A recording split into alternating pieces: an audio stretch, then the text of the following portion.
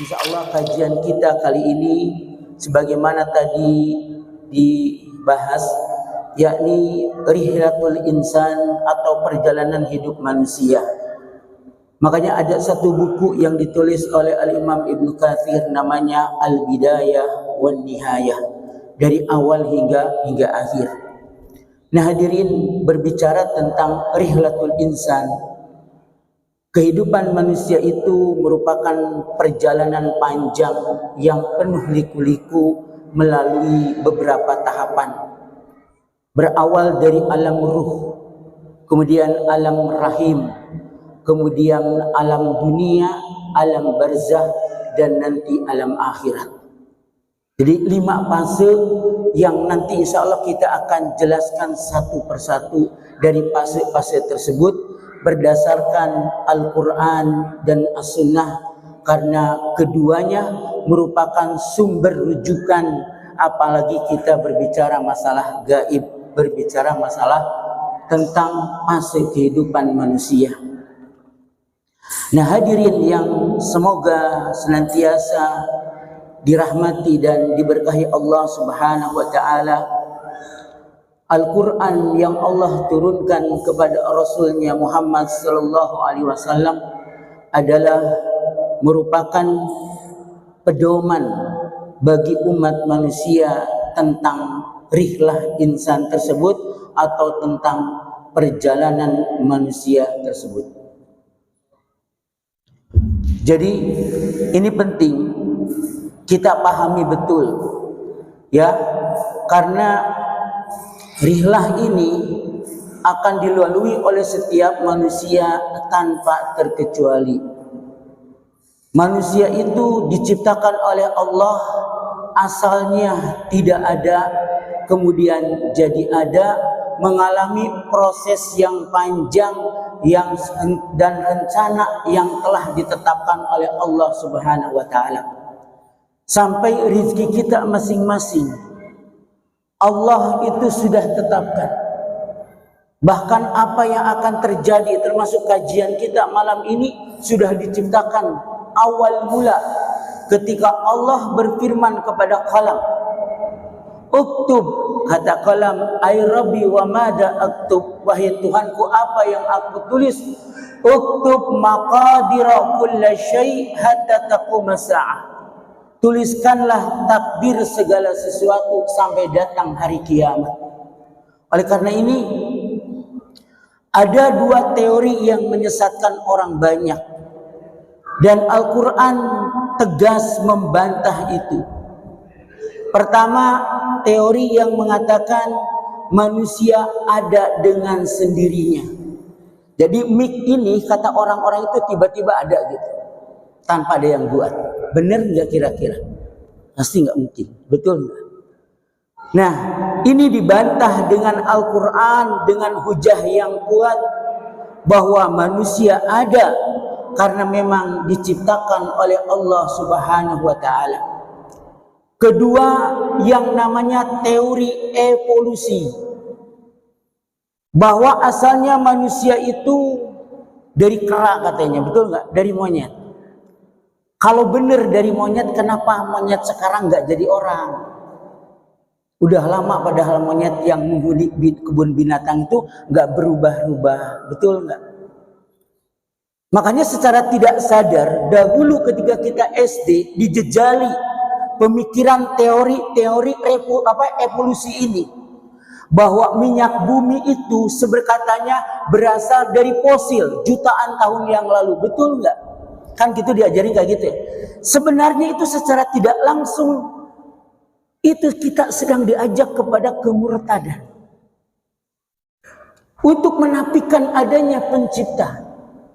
Katanya manusia Indonesia berasal dari Homo soloensis, dari kera. Saya lihat di kebun binatang, saya masuk kebun binatang itu dulu masih kecil, sekarang kemarin bawa anak santri masih tetap monyet itu nggak berubah. Bahkan makin tua juga nggak berubah-ubah. Artinya teori kedua bahwa manusia itu asal dari proses evolusi yang panjang, bermula dari bangsa kera kemudian berubah menjadi manusia, teori ini tidak benar. Karena manusia pertama yang Allah ciptakan adalah bapak kita Adam alaihissalam. Kemudian Allah ciptakan dari Adam tersebut jenis manusia itu sendiri yang berasal dari pencampuran antara sperma laki-laki dan sel telur wanita, maka lahirlah manusia. Maka Rasulullah Shallallahu Alaihi Wasallam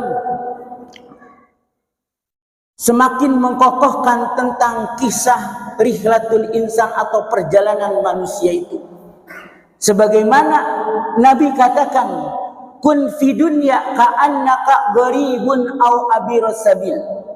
Hiduplah engkau di dunia seperti engkau orang asing, tamu. Kita tanya, tamu paling lama berapa hari? Wajibnya kan 3 hari, betul nggak? Setelah itu tidak wajib lagi, sunat menjamunya kalau mau, ya. Au abirus sabil, atau hanya seberang jalan. Memang dunia itu seperti ini. Menunjukkan bahwa ketika kita diciptakan itu ada tujuan, kemudian nanti ada kembali. Sebagaimana satu ketika salah seorang sahabat melihat bekas-bekas di punggung Nabi SAW karena beliau berbaring di atas, bukan kasur, pelepah kurma yang ditumpuk-tumpuk, kemudian tidur di atasnya, tergurat di dalam ininya. Maka ketika beliau ditawari kenapa tidak seperti kaisar atau raja-raja Persia, maka Nabi SAW menjawab, aku di dunia ini tidak lebih dari seorang pengendara yang berteduh di bawah pohon kemudian melanjutkan perjalanan lagi. Hadis riwayat Tirmidzi dan hadis Sahih. Baik, itu sebagai prolognya. Kita akan masuk pertama tentang alam arwah. Ini karena 5 pasal. Nah, hadirin jamaah sekalian, manusia merupakan makhluk terakhir yang diciptakan Allah setelah sebelumnya Allah menciptakan makhluk lain seperti malaikat, jin, bumi, langit dan seistinya. Allah menciptakan manusia, dipersiapkan menjadi makhluk yang paling sempurna karena manusia diciptakan untuk menjadi khalifatul ard, pemimpin di muka bumi, untuk memimpin dan memakmurkan bumi. Maka yang Allah siapkan ketika Allah menciptakan manusia pertama, Allah ambil perjanjian dari calon-calon manusia. Siapa? Ruh-ruh kita. Karena kita ini diciptakan bareng ruh kita itu. Baru nanti keluarnya sesuai dengan ketentuan Allah. Sebagaimana Allah firmankan di dalam surat Al-A'raf di ayat ke-72.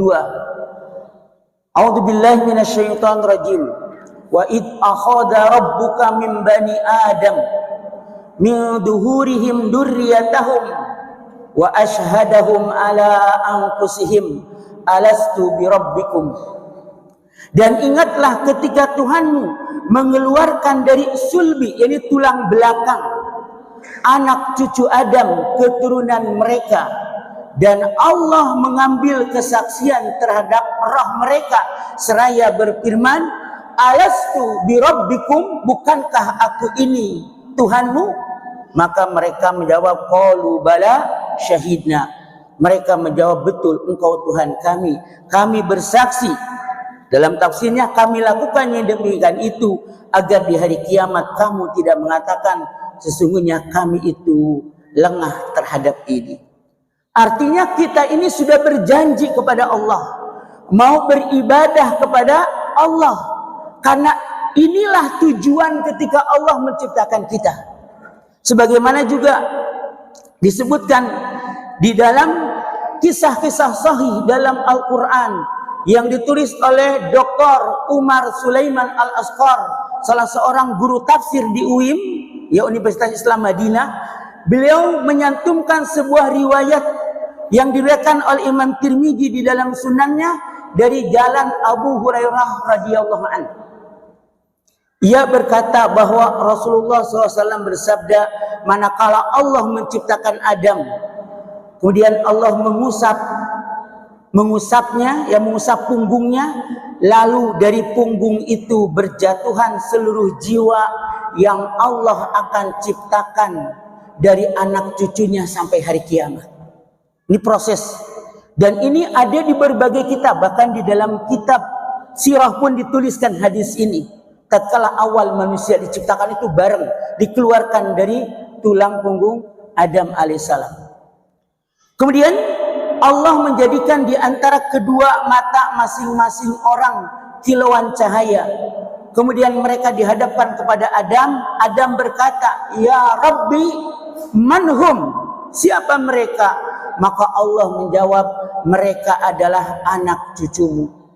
Jadi orang yang akan menghuni dunia itu sudah tidak akan lebih dan tidak akan kurang apa yang dikeluarkan dari tulang Adam tersebut.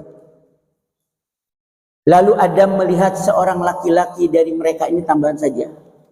Dia mengagumi kilauan, maksudnya ini hadis, tapi pembahasannya enggak masuk ini gitu. Saya supaya antum paham. Dia mengagumi kilauan cahaya yang memancar di antara kedua matanya. Adam bertanya, "Ya Rabbi, siapa ini?" Ini adalah laki-laki dari kalangan umat terakhir, jadi umat akhir zaman, dari anak cucumu yang bernama Daud. Yang dimaksud Daud alaihissalam. Kemudian Adam bertanya, "Ya Rabbi, berapa engkau beri dia umur?" Tanya Adam. 60 tahun, jawab Allah. "Ya Rabbi, tambahkan untuknya dari umurku 40 tahun, kata Adam. Maka manakala umur Adam telah habis, sudah 960 tahun, dia didatangi oleh malaikat maut. Adam berkata, "Bukankah umurku masih tersisa 40 tahun?" Maka kemudian dijawab oleh malaikat maut, "Bukankah engkau telah memberikannya kepada anakmu Daud?" kata malaikat. Maka Nabi SAW melanjutkan, Adam mengingkari, bahwa anak cucunya pun mengingkari. Adam dijadikan lupa, maka anak cucunya pun dijadikan lupa. Dan Adam berbuat salah, maka anak cucunya pun berbuat salah. Jadi jangan heran kalau orang sekarang itu lupa mati. Seolah-olah mau hidup terus. Nanti kita akan bahas di alam dunia. Nah, hadirin jamaah yang semoga dirahmati dan diberkahi Allah Ta'ala. Dengan kesaksian dan perjanjian ini, maka seluruh manusia lahir ke dunia sudah memiliki nilai. Nilai apa?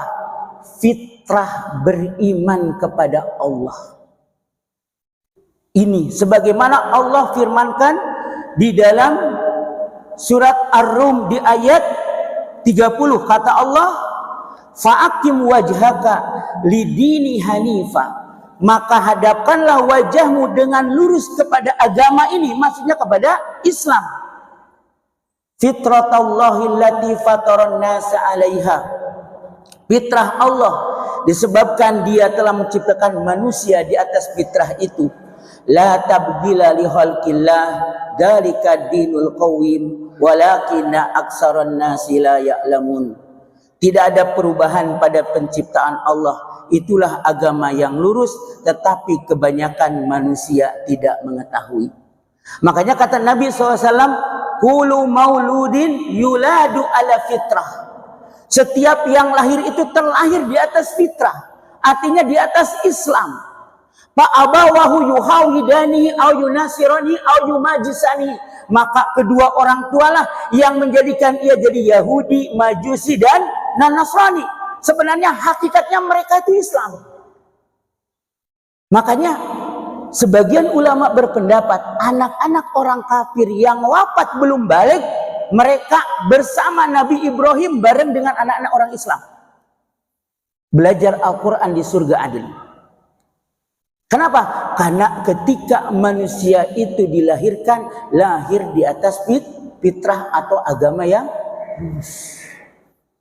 Makanya kalau orang itu ateis sekalipun, tanya fitrahnya.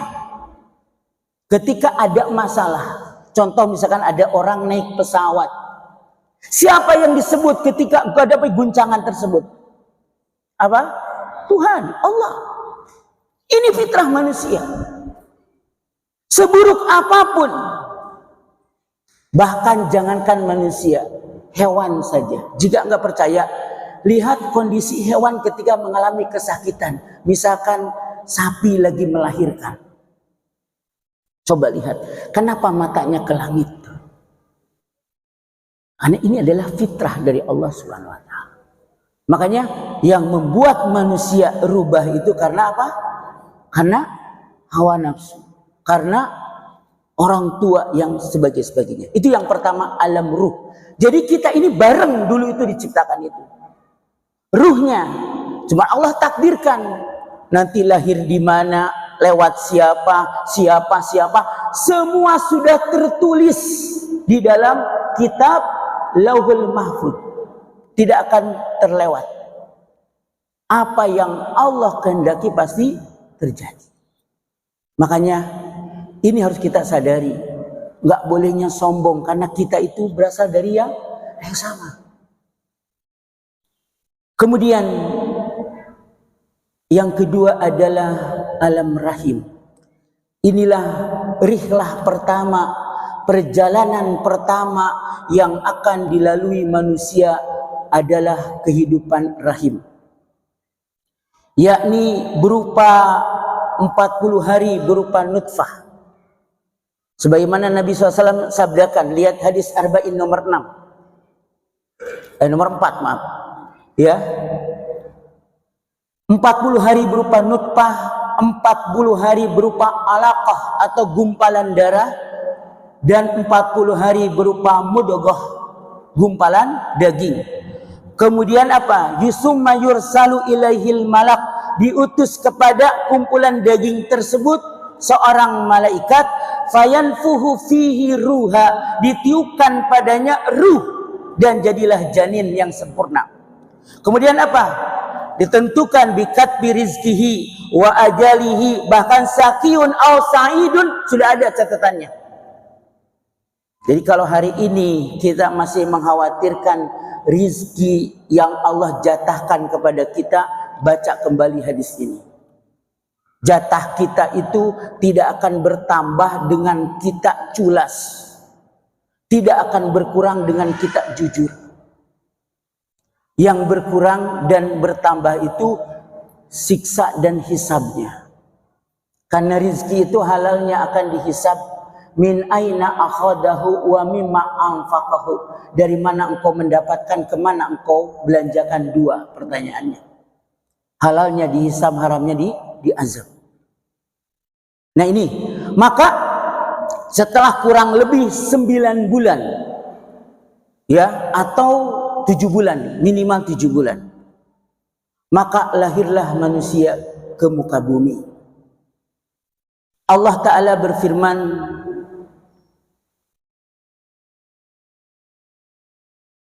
A'udzubillahi minasyaitonirrajim. Ini materinya panjang, saya langsung saja. Wahai manusia, ya ayuhan nas, in kuntum fi raibim minal ba'thi, jika kamu meragukan hari kebangkitan, fa inna khalaqnakum min turab, maka sesungguhnya kami menjadikan kamu dari tanah, kemudian dari setetes mani, kemudian dari segumpal darah, kemudian dari segumpal daging yang sempurna kejadiannya dan yang tidak sempurna, agar kami jelaskan kepadamu. Dan kami tetapkan dalam rahim menurut kehendak kami sampai waktu yang sudah ditentukan. Jadi jangan sampai kalau misalkan ada yang lahir belum 9 bulan tapi sudah 7 bulan, curiga, jangan. Atau menyalahkan antara suami istri, dia saling menyalahkan, gara-gara ini, jangan. Karena itu kehendak Allah. Kalau bukan kehendak Allah, nggak akan lahir ke dunia. Kehendak kami sampai waktu yang sudah ditentukan. Kemudian kami keluarkan kamu sebagai bayi.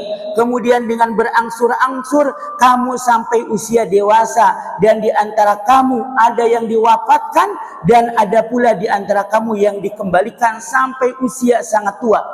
atau pikun, sehingga dia tidak mengetahui lagi sesuatu yang telah diketahuinya. Jadi pikun. Dan dalam ilmu hadis, kalau ada orang pikun itu akhirnya hadisnya ditarik lagi.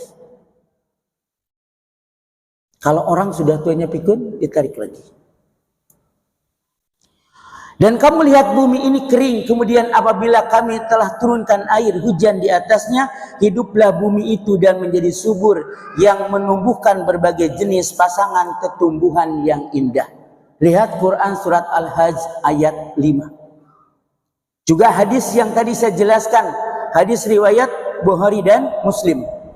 Jadi hadirin jamaah sekalian, seluruh manusia di dunia ini, apapun kondisi sosialnya, diingatkan tentang awal kejadian yang berasal dari benda yang hina, yaitu sperma laki-laki dan sel telur wanita. Kalau kita pelajari biologi, sperma dan sel telur itu keluar tumbuh karena ada makanan. Sedangkan makanan itu berasal dari tumbuhan yang tumbuh di tanah. Jadi kalau ada yang hidupnya sudah mulai melupakan Allah, kamu itu diciptakan dari setetes air yang hina, yang kemana-mana bawa kotoran. Apakah mau membanggakan diri kepada Allah? Jadi manusia itu sebelumnya belum dikenal, lalu memiliki kemuliaan dan kehormatan. Lalu apakah manusia akan bangga dan sombong dengan kondisi sosial yang dialami sekarang jika mereka paham asal muasal mereka? Jadi kadang orang sombong itu enggak sadar asalnya dari mana. Manusia itu berasal dari setetes air yang hina. Setelah mencapai 7 atau dalam riwayat yang 6 bulan sampai 9 bulan dengan persyaratan untuk hidup normal sudah lengkap seperti indera, akal dan hati, maka lahirlah manusia ke dunia dalam keadaan telanjang, belum bisa dan tidak memiliki apapun. Itu alam rahim. Nah, sekarang kita masuk proses dunia yang sedang kita jalani ini, proses kehidupan ini yang akan menentukan kita dua alam berikutnya. Proses ini yang paling penting. Meskipun proses di dalam rahim pun penting. Kenapa? Ada sunnah-sunnah yang sangat dianjurkan tatkala ibu-ibu itu hamil, bahkan sejak ketika bercampurnya sendiri pun akan berpengaruh kepada tabiat anak nanti. Makanya kan kalau ada orang bercampur dalam kondisinya tidak sadar, misalkan mabuk, maka dipastikan biasanya anaknya nanti kurang ajar. Makanya betul ada sunnahnya. Kenapa diajarkan doa? Karena setan itu senantiasa mulai dari percampuran itu sampai nanti sakaratul maut, saya jelaskan. Setan ini terus menggoda manusia. Makanya hati-hati. Kenapa di dalam fikih itu dibahas adabul firas? Tatkala seseorang bercampur dengan istrinya itu tidak boleh seperti binatang. Ada adab-adabnya, ada mula'abah, ada fikih, ada apanya. Dijelaskan agar nanti ketika terlahir manusia, maka manusia tersebut menjadi manusia yang tidak bisa disesatkan. Minimal kata para ulama, jika dia mengikuti adab-adabnya tidak akan musyrik. Karena syirik ini adalah salah satu penghalang ampunan Allah. Innallaha la yaghfiru ayyushraka bihi wa yaghfiru ma duna dzalika liman yasha. Allah tidak akan mengampuni dosa syirik sampai kalau orang mati di atas kesyirikan, meskipun dia hajinya mungkin haji puroda tiap tahun. Haji puroda sekarang itu $2.800. 28.000 kalau orang. 28.000. Enggak akan manfaat sama sekali. Sholat tahajudnya syirik tidak. Bahkan kalau orang su'ul khatimah, itu sebab utamanya adalah ada kesyirikan di dalam dirinya. Akidahnya tidak benar. Makanya penting. Karena syirik itu merupakan lawan tauhid. Dan tauhid itu sebab diterimanya amal. Mulai daripada orang itu mencampuri istrinya. Prosesnya dari sana. Jangan meremehkan urusan ini. Ini bukan urusan kotor, dibahas oleh para ulama di dalam kitab-kitab mereka. Sampai ulama bahkan menulis juga etika-etika, sampai cara sekalipun ada di dalam fikih dibahas. Kenapa? Agar manusia hidup beradab. Agar nanti lahir ketika yang lahir ke dunia itu betul-betul dia tidak akan disesatkan sampai syirik. Itu yang paling penting. Makanya ini perhatikan. Kemudian yang kedua hadirin, nah ini agak panjang pembahasannya. Ini alam dunia.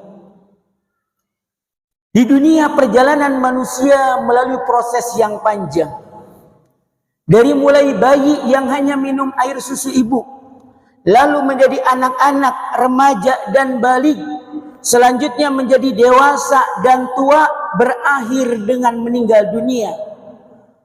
Proses ini tidak berjalan sama antara satu orang dengan yang lainnya. Sengaja Allah buat berbeda-beda. Jangankan beda keluarga, satu keluarga pun akan beda. Inilah kemahakayaan Allah Subhanahu wa ta'ala. Kematian akan datang kapan saja menjemput manusia dan tidak mengenal usia. Tidak jadi jaminan yang lahir duluan, wafat duluan, tidak. Sebagian meninggal saat masih bayi, saat masih anak-anak, bahkan remaja, dewasa. Sebagian lagi ketika tua. Nah, di dunia ini manusia mengemban satu tugas yang agung bersama jin, yakni taklif agar mereka beribadah kepada Allah. Wa ma khalaqtul jinna wal insa illa liya'buduni. Lihat kalimatnya. Di situ pakai nun wiqayah. Itu menunjukkan bahwa ibadah itu hanya untuk Allah.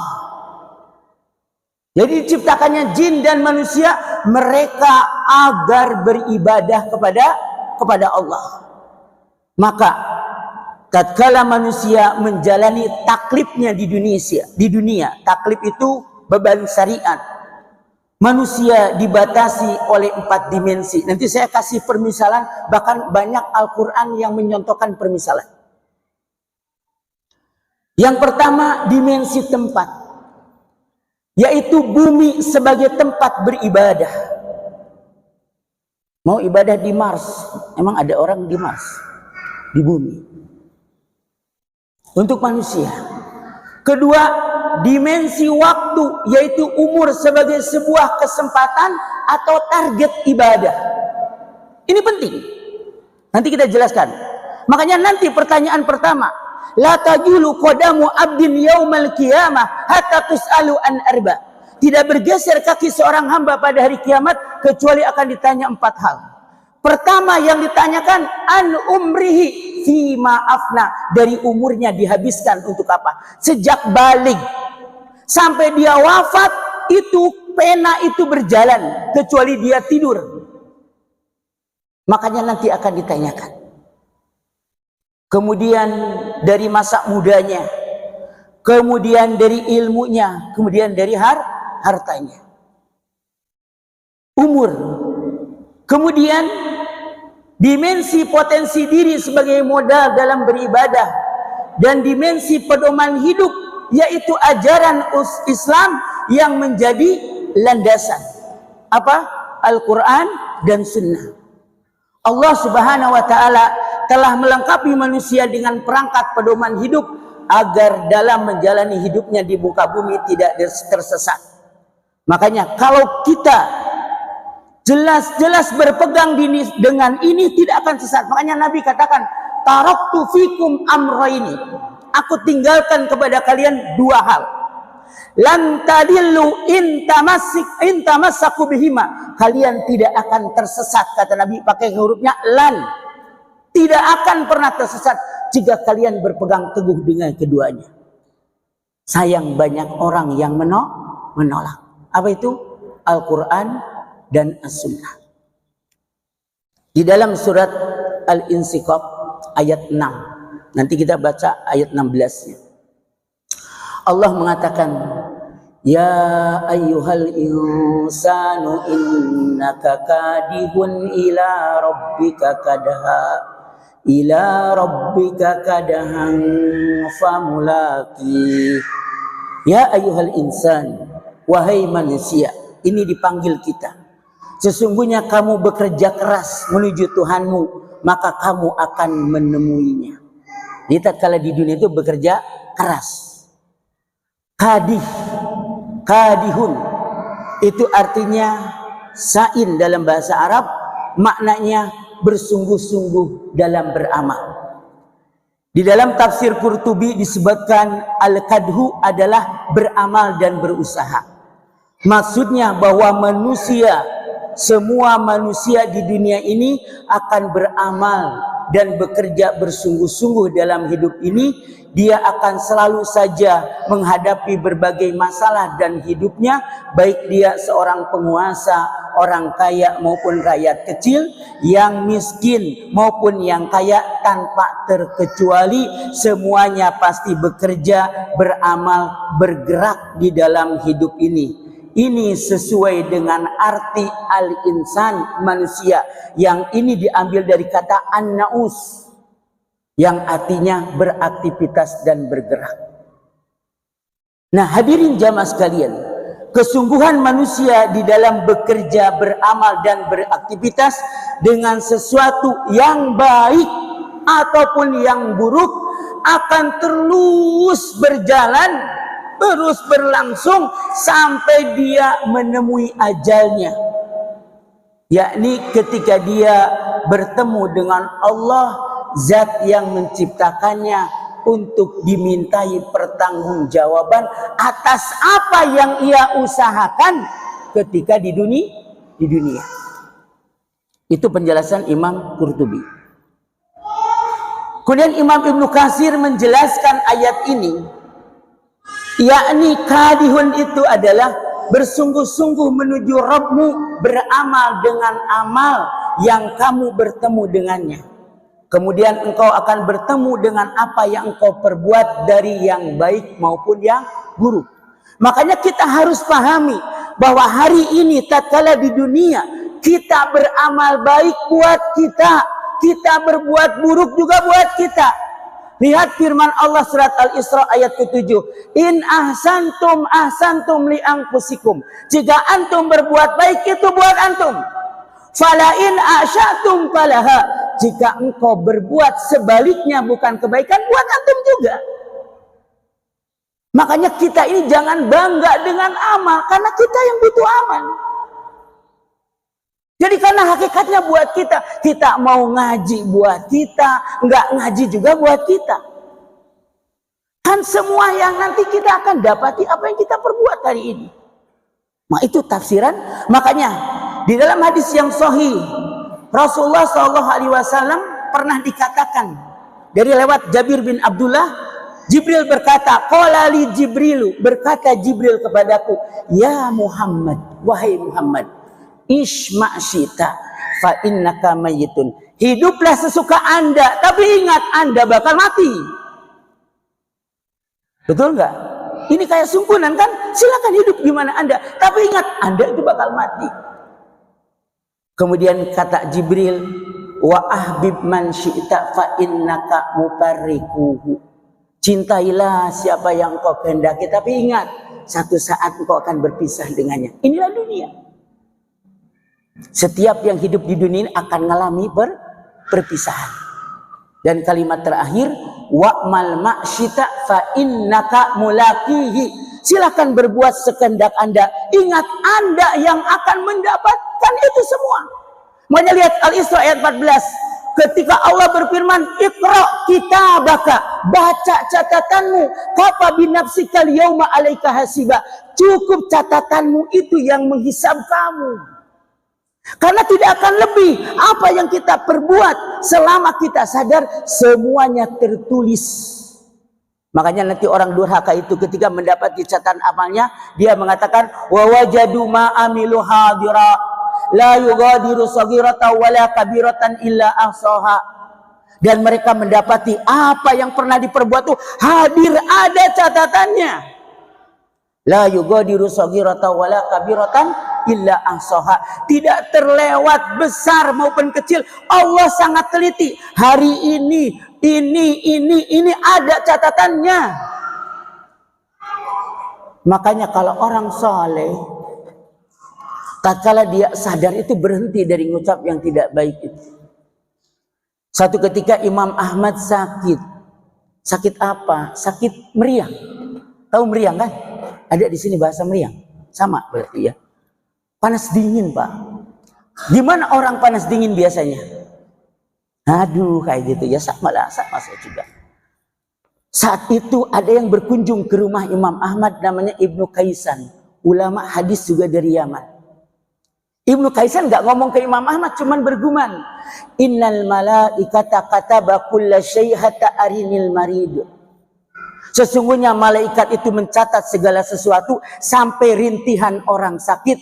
Maka Imam Ahmad itu seketika berhenti daripada rintihannya. Kenapa berhenti? Karena takut memberatkan hisabnya kelak pada hari kiamat. Karena takut nanti ketika ditimbang amalnya, nanti pas akhirat itu ditimbang amal itu, takut menjadi pemberat keburukan. Itulah orang wara. Karena kita ini di dunia akan mendapatkan sesuai yang pernah kita lakukan. Kenapa? Makanya di sini, tatkala kita masih bisa berbuat kebaikan, apapun kebaikan itu, membantu dakwah misalkan, ataupun hanya beresin sandal aja kayak kemarin tuh, beresin sandal itu jangan dianggap remeh loh. Ketika hikmah itu diberikan kepada Islam, pahalanya luar biasa di sisi Allah. Karena semua akan mendapati. Kan kita tahu konsekuensi di akhirat itu. Faman ya'mal misqala dzarratin khairan yarah. Kecil buruk maupun baik, semuanya ada balasannya. Nah itu. Makanya kita lihat beberapa kehidupan dunia ini, sebagaimana Allah Subhanahu wa Ta'ala firmankan, ini sebagai gambaran hidup di dunia. Saya sampaikan ayat ini. Tadi ayat 6 ya. Kalau saya terjemahkan semua nanti takut keluar gitu ya. Udah sampai ayat 61 ayat, baru sekarang dari 16. Ini Allah memberikan perumpamaan tentang dunia. Fala uqsimu bisyafaq, maka aku bersumpah dengan asyafaq. Apa asyafaq? Menurut Khalil Ahmad, beliau ini seorang pakar bahasa Arab, sebagaimana perkataan beliau dinukil oleh Imam Ibnu Katsir di dalam tafsir ayat ini, asyafaq adalah warna merah yang terlihat di ufuk kayak tadi sore, setelah terbenamnya matahari sampai waktu isya. Makanya hati-hati tentang sholat maghrib. Kalau merah itu udah hilang, itu habis waktu maghrib. Meskipun secara kalender belum datang waktu sholat isya.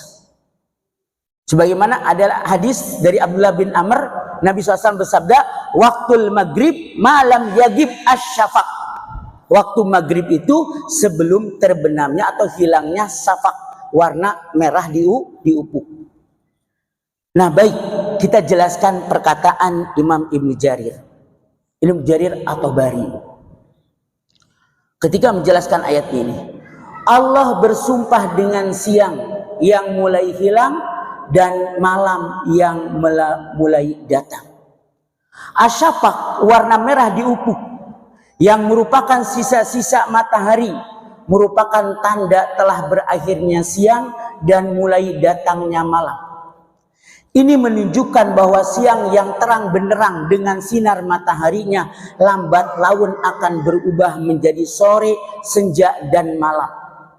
Begitupun kehidupan manusia di dunia ini dengan segala gegap gempita dan kemewahannya, lambat laun akan berubah menjadi senyap, akhirnya akan silang dan sirna, masuk ke alam barzah.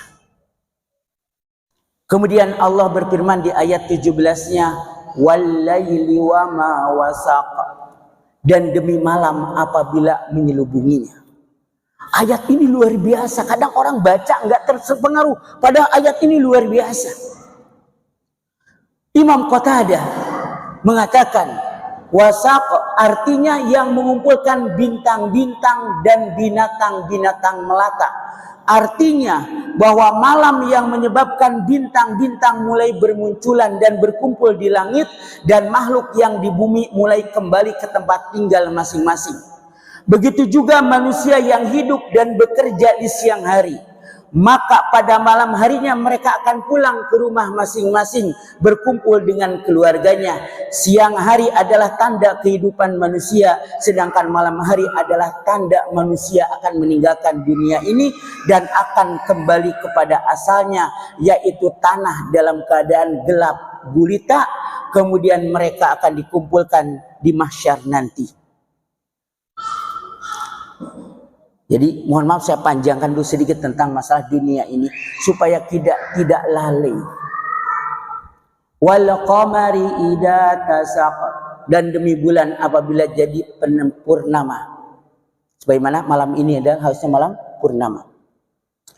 Imam Ibnu Katsir menjelaskan, at-tasaq yaitu jika bulan menjadi sempurna cahayanya dan menjadi bulan purnama. Bulan ketika awal muncul berbentuk bulan sabit, kemudian lambat laun akan membesar akhirnya menjadi sempurna dan menjadi bulan purnama. Setelah itu akan mengecil lagi dan hilang. Begitulah perumpamaan manusia ketika lahir, badannya kecil dan lemah, lambat laun akan menjadi besar dan dewasa, akhirnya menjadi sempurna. Setelah itu akan mengalami penurunan dan menjadi tua dan lemah kembali, kemudian wafat. Jadi Al-Quran itu pesannya luar biasa. Makanya perlu kita baca kitab tafsir. Jadi kadang kalau kita baca cuma itu aja, wal qamari idza tasaq, salam malam, tidak ada pelajaran di situ. Tidak tersentuh hati. Ini kehidupan dunia. Makanya bulan purnama di tengah kegelapan malam bagaikan sinar keimanan yang menerangi gelapnya kuburan di akhir nanti. Semakin besar keimanan seseorang, maka semakin besar sinarnya nanti di akhirat. Makanya Allah Ta'ala berfirman, yauma taral mu'minina wal mu'minat yas'a nuruhum baina aydihim wa bi aymanihim. Pada hari engkau akan melihat orang-orang beriman, laki-laki dan perempuan, betapa cahaya mereka bersinar di depan dan di samping kanan mereka. Ini kata para ulama kondisi nanti di mahsyar, bahkan tatkala kita melintas sirat. Nanti bab akhirnya kita jelaskan. Makanya kemudian yang ayat 19 ini yang terakhir saya nukil dari ayat ini. Karena tentang kehidupan dunia.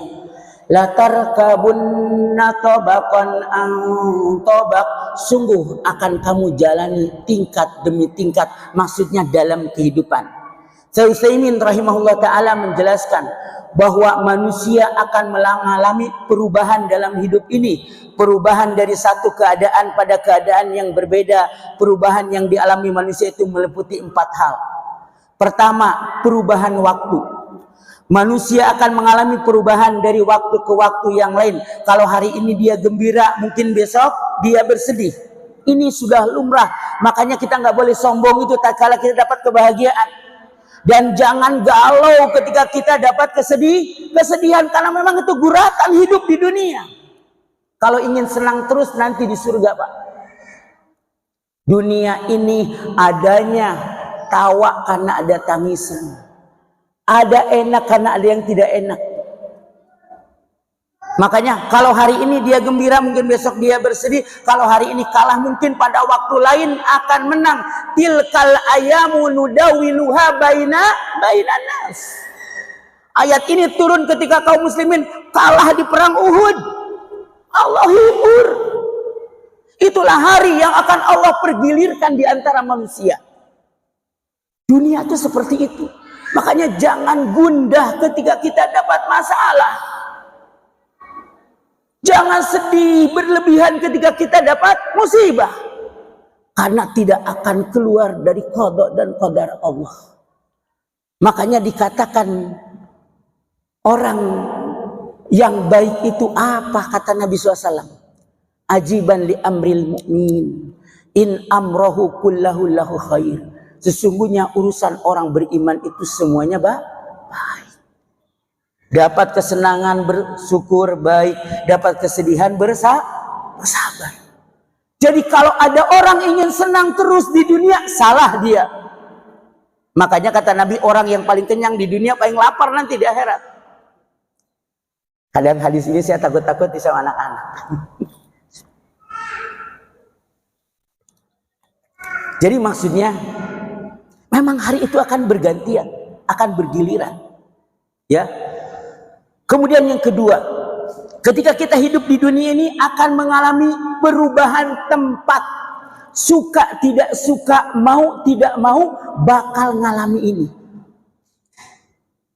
Manusia dalam hidupnya akan berpindah dari suatu tempat ke tempat lain. Sampai akhirnya dia pindah dari alam dunia yang fana ini menuju ke alam kubur, kemudian alam akhirat. Allah katakan, alhaakumut takatsur hatta zurtumul maqabir. Bermegah-megahan telah melalaikan kamu sampai kamu masuk ke dalam kubur. Ini sunatullah. Kemudian yang ketiga, hadirin sekalian, ini yang tidak bisa kita tolak, perubahan fisik. Ngaku enggak? Tuh Pak Ansor nih.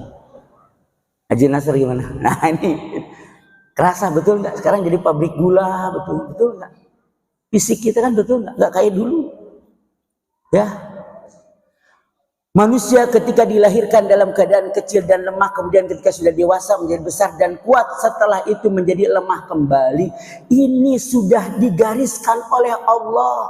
Allahul ladzi khalaqakum min dha'fin tsumma ja'ala min ba'di dha'fin quwwah, tsumma ja'ala min ba'di quwwatin dha'fa wa saibah, yahluku may yasha'u wa huwal alimul qadir.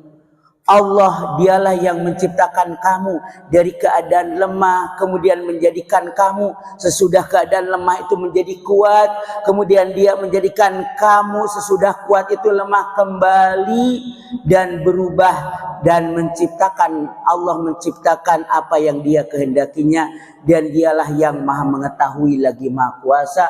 Quran surat Ar-Rum ayat 54. Ini mau tidak mau, makanya sadar diri kita itu. Jadi ayat Quran itu mengingatkan kita sebenarnya. Yang keempat hadirin, kata Syekh Muhammad, yakni perubahan hati. Ini yang harus paling diwaspadai. Karena hati itu adalah raja di dalam diri kita. Nabi Shallallahu Alaihi Wasallam, ala inna fil jasadi mudghah, kata beliau, sungguhnya dalam diri kita ini ada segumpal daging. Ida saluhat saluhal jasadu kullu wa ida fasadat fasadal. Hati-hati, hati itu jangan sampai berbalik gitu loh. Kan kadang kita ada lemahnya, betul nggak? Makanya perlu teman-teman kalau lemah itu diingatkan. Kalau sudah mulai putur itu diingatkan. Karena ini momennya luar biasa sampai menjelang sakaratul maut. Makanya Imam Waqi ini gurunya Imam Asy-Syafi'i. Kalau orang itu istiqomah, ketika beliau menjelaskan ayat Allah dalam surat Fussilat ayat 30. Innal ladzina qalu rabbuna Allah tsumma istaqamu tatanazzalu alaihimul malaikatu alla takhafu wa la tahzanu. Sesungguhnya orang-orang yang mengatakan Rabb kami adalah Allah, akan turun kepada mereka para malaikat. alla takhafu wa la tahzan. Kapan turunnya? Ada 3 tempat kata Imam Waqi. Tatkala sakaratul maut, turun malaikat meneguhkan hatinya agar tetap beriman. Kenapa? Karena ini fase terakhir, fase paling dahsyat ketika sakaratul maut itu. Nabi SAW bersabda, innamal a'malu bil khawatim. Sesungguhnya amalan itu bergantung akhirnya. Kalau hati berubah di akhir menjadi buruk, naudzubillah min dzalik. Syarat agar tidak berubah maka istiqomah dalam kehidupan ini. Kedua, tatkala di alam kubur. Ketiga, nanti di padang mahsyar. Nanti ceritanya di tengah hari akhir. Ini penting, hati ini akan berubah-ubah. Seperti yang mana antum merasakan sendiri, betul nggak? Kadang ada masa semangat, kadang ada masa tidak semangat, betul nggak? Ini mau diingkari, mau enggak? Ini perkataan ulama menjelaskan ayat ini. Ulama itu berkata berdasarkan ilmu, berdasarkan basyirah. Makanya Nabi saja, beliau itu selalu berdoa, ya muqallibal qulub, sabit qalbi ala dinik, ya musarrifal qulub, sarif qalbi ala ta'atik. Sekelas Syekhul Islam Ibnu Taimiyah rahimahullah ta'ala, ulama yang dikatakan ulamanya ulama. Kalau beliau berbicara masalah hadis, seolah-olah nggak ada ulama kecuali beliau. Kalau beliau berbicara fikih, seolah tidak ada ulama kecuali beliau. Ketika beliau sujud sering membaca doa ini, ya muqallibal qulub, sabit qalbi ala dinik. Karena penting ketetapan hati di atas hidayah. Banyak orang yang berubah, betul nggak? Banyak lihat kisah sejarah. Ar-Rajal bin Unfuah itu sahabat Nabi, mantan sahabat. Bahkan ada orang yang sampai hijrah ke Habasyah, di Habasyah murtad. Ba'lam, seorang yang sangat mustajab doanya, akhirnya murtad. Naudzubillah min dzalik. Perubahan hati yang perlu kita khawatirkan tatkala hidup di dunia ini. Makanya istiqomah itu penting. Ya. Pas istiqomah itu penting. Makanya Imam Qurtubi mengatakan ayat ini menunjukkan bahwa alam semesta ini baru dan di sana ada yang mencipta. Berkata para ahli hikmah, barang siapa yang hari ini dalam suatu keadaan dan besok berubah keadaannya, maka ketahuilah bahwa di sana ada yang mengatur dirinya. Maka Allah tegaskan, pamalahum la yu'minun, di ayat terakhir, ayat 20 kita bahas ini. Kenapa sudah dicontohkan, sudah disebutkan ini tetap saja tidak beriman gitu. Makanya kata Syekh As-Sangkiti rahimahullah ta'ala menyebutkan jika mereka telah mengetahui bahwa hidup mereka selalu berpindah-pindah dari satu keadaan pada keadaan lain, dari lemah menjadi kuat, kemudian menjadi lemah kembali, kemudian mereka akan berpindah dari hidup di dunia ini menuju akhirat, kenapa mereka tetap saja tidak beriman dengan ketetapan ini, kemudian mempersiapkan diri mengumpulkan bekal di akhirat. Karena hadirin, perjalanan kita di dunia ini akan berakhir sebagaimana tadi saya jelaskan ayat. Akhirnya dengan kematian. Semua akan mati, apakah itu seorang jenderal, seorang presiden, selebriti, orang beriman ataupun kafir, kaya atau miskin, tua, muda, laki-laki atau perempuan, mereka semua akan meninggal dunia. Sebagaimana kita tahu ayatnya. Kullu nafsin da'iqatul maut. Makanya tatkala mati itu kita ini harus sebagaimana sabda Nabi sallallahu alaihi wasallam. Mustarihun, bukan mustarahun alaih. Kenapa mustarihun? Benar-benar istirahat daripada susahnya dunia, daripada hiruk pikuk dunia yang kadang melelahkan hati. Betul nggak? Capek nggak kita di dunia? Capek. Orang tidur aja capek di dunia ini, betul nggak? Kalau kebanyakan. Betul nggak? Makan coba antum tanya, makan kalau kelebihan capek nggak? Capek lah di dunia ini. Maka Nabi ketika ditanya siapa mustarihun ya Rasulullah, orang beriman mereka istirahat daripada hiruk pikuknya dunia. Tapi kok kenapa mustarahun alaih? Mereka mengistirahatkan yang lain. Artinya kalau orang durhaka, orang kafir mati, dunia ini istirahat dari gangguan mereka. Jadi kita harus milih yang pertama. Ketika wafat itu betul-betul istirahat. Makanya nanti kita akan jelaskan tentang alam barzah, bahkan bagaimana kondisi di alam barzah. Kan masih panjang, sampai jam berapa? Di jam 9.04 ya. Belum ini, baru alam dunia ini. Lanjut ya. Iya karena belum ini. Saya sayang atuh ya. Samain aja. Jadi sekali lagi ikhwan, dunia ini adalah alam tempat kita untuk persiapan dua alam berikutnya. Makanya tadi saya kasih contoh-contoh ayat-ayat agar antum tuh jelas loh. Ini ayatnya. Silahkan kalau ragu buka baca kitab tafsir yang anak sampaikan tadi. Jika perlu antum mau baca kitab silahkan datang ke tempat kami. Ada itu kitab-kitabnya. Kalau nggak punya kitab itu. Jadi ini tolong perhatikan baik-baik. Itulah dunia yang mana akhirnya adalah kematian. Kita sudah pada tahu ayat-ayatnya. Dan kematian itu menentukan tatkala saat proses sakaratul maut. Makanya Nabi SAW bersabda, sesungguhnya setan itu mengikuti kalian kemanapun dan apapun.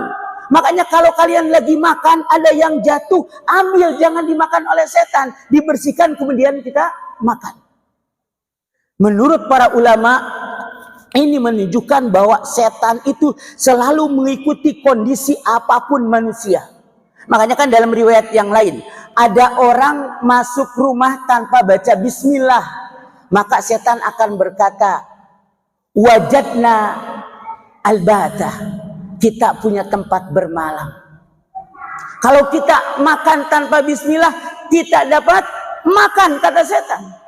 Kita pakai baju, enggak baca bismillah, setan ikut berbaju. Segala sesuatu. Sampai tadi saya sampaikan ketika berhubungan sekalipun. Setan ikutan. Betul. Makanya hati-hati ketika proses sakaratul maut. Makanya tatkala Imam Ahmad menjelang sakaratul maut, ditanya, dibimbing oleh anaknya Abdullah, "Qul ya abati la ilaha illallah." Apa kata Imam Ahmad? La abada, la abada. Anaknya kaget. Loh, kenapa bapak ini mengatakan tidak selamanya? Datang syaitan yang dia itu menggoda aku,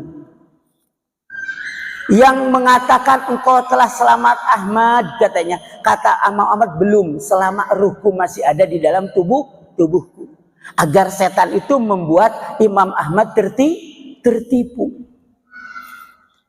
Makanya ada kisah, ada seorang yang berjuang berjihad dengan gagah berani, tebas sana tebas sini.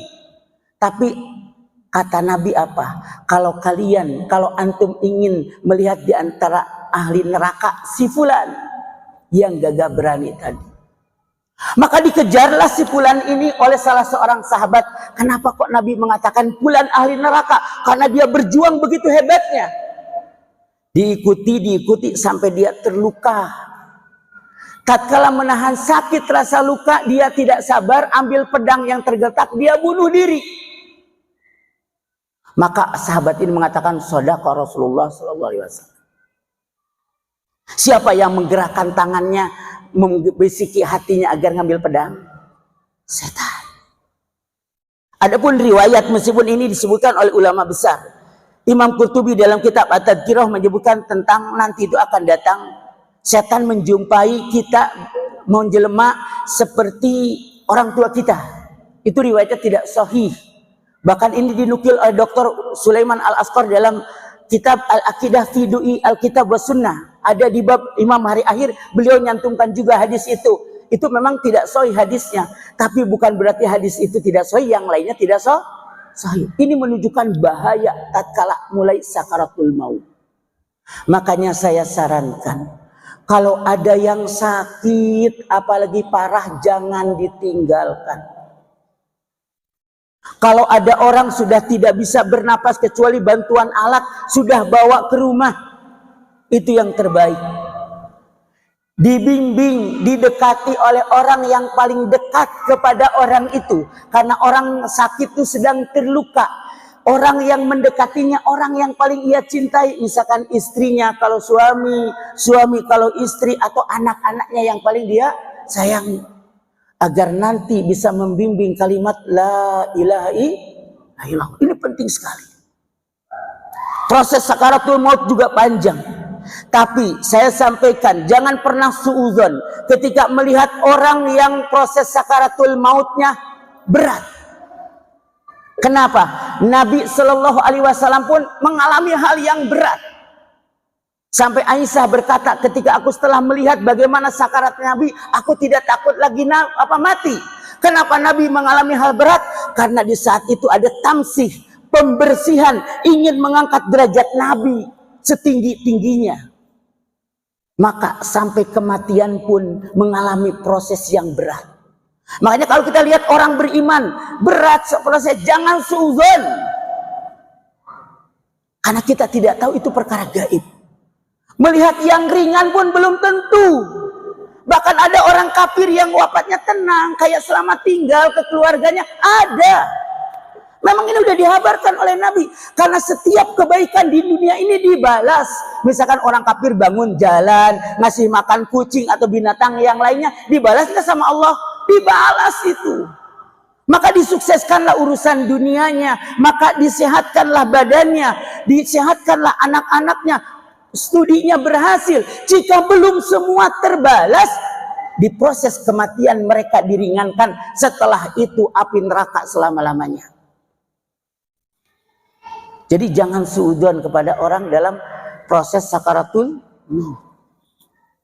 Yang terpenting yang wafat itu bisa dituntun membaca la ilaha illallah. Makanya perlu istiqomah. Karena Allah berfirman, yusabitullahu biqaulin sabit fil hayati dunya wa fil akhirah. Allah menetapkan dengan perkataan yang tetap di kehidupan dunia dan di akhirat. Orang tidak akan bisa kalau dia tidak istiqomah. Kemudian setelah dia lepas ruhnya, dibawa oleh malaikat. Kalau orang beriman dibawa ke langit, dicatat, diiliyin sampai langit ke-7.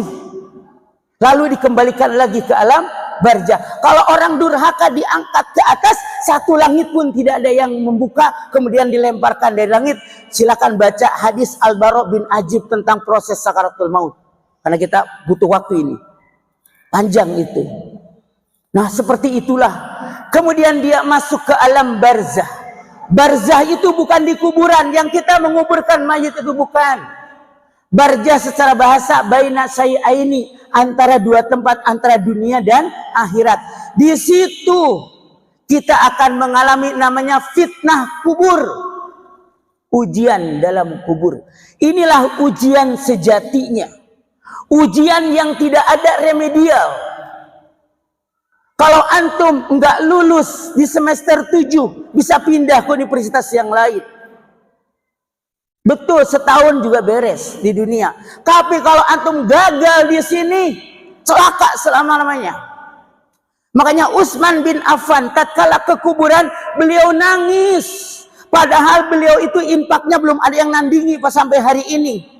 Salat malamnya 1 rakaat di depan Ka'bah, 30 juz dia baca. Bukan juz 30. Dari Al-Fatihah hingga An-Nas. Tapi tatkala ke kuburan, beliau menangis. Kemudian beliau menukil perkataan Nabi SAW. Innal qabra awwalu manjilin min manajilil akhirah. Sesungguhnya kubur merupakan rumah pertama di antara rumah-rumah akhirat. Paman naja minhu, siapa yang selamat di sini, pama ba'dahu aisara minhu, setelah itu lebih mudah urusannya. Tapi barang siapa di sini tidak selamat, kesananya tambah berat. Makanya orang yang mendapatkan nikmat kubur itu, apa yang dia katakan di alam kubur? Allahumma aqimis sa'ah hatta arji'a ila ahli wa mali. Ya Allah, tegakkanlah kiamat sampai aku bisa balik kepada harta dan keluargaku. Senang dia. Setelah fitnah kubur itu ada namanya doktoh. atau dhammah, himpitan kubur. Semua orang akan mengalami himpitan kubur. Kalau orang beriman dilepaskan lagi, karena kata Nabi kalau seandainya himpitan kubur itu tidak ada, Sa'ad bin Mu'adlah orangnya yang tidak akan dikena himpitan kubur, yang mana di hari kematiannya aras Allah berguncang, ribuan malaikat turun bertakziah. Tapi tetap Sa'ad pun mengalami himpitan kubur. Ini yang akan dialami oleh manusia siapapun itu. Kalau orang kafir tatkala dihimpit, maka tulang-tulang rusuknya bertautan, yang kanan ke kiri, yang kiri ke kanan. Bayangkan, Allahumma musta'an. Himpitan kubur itu betul, Pak. Riwayat-riwayat tentang himpitan kubur semuanya sahih. Dan derajatnya mutawatir. Kemudian setelah itu, kubur itu imma raudhatun min riyadil jannah. Imma taman di antara taman-taman surga. Imma hafratun min hafratin nar. Kemudian orang yang wafat di alam kubur itu akan ditemani dengan seseorang. Baik buruknya yang nemani, tergantung hari ini kita mengisi dunia ini. Karena nanti itu orang soleh akan ditemani dengan seorang yang berwajah tampan, baunya wangi. Man anta taji'u bil khair, engkau datang membawa kebaikan. Maka kata orang ini, ana amalukal saleh, saya ini amalmu yang soleh. Nemani dia di alam kubur sampai nanti sangkakala ditiupkan. Nah, di alam kubur ini panjang prosesnya. Bahkan tentang, karena waktu ya, kita ringkas aja. Tentang kisah riwayat-riwayat tentang saling mengunjungi. Orang beriman itu insya Allah ada riwayatnya kuat, banyak riwayatnya. Kalau antum ragu, silahkan buka kitab Ar-Ruh karangan Imam Ibnul Qayyim. Itu ada di halaman, sebentar ini bisa salah. Ini panjang soalnya, waktu ya nggak cukup ternyata ya. Soalnya belum bicara akhirat ini. Jadi orang-orang di alam kubur, orang beriman itu saling mengunjungi, itu riwayatnya sahih. Cuman kalau orang kafir enggak bisa dia saling mengunjungi karena sibuk menghadapi azab Allah. Lihat di dalam kitab, saya sampaikan di sini sebentar, lupa tadi, khawatir salah. Suka salah. Nah, benar ternyata sangka ada. Halaman 17 dan 18.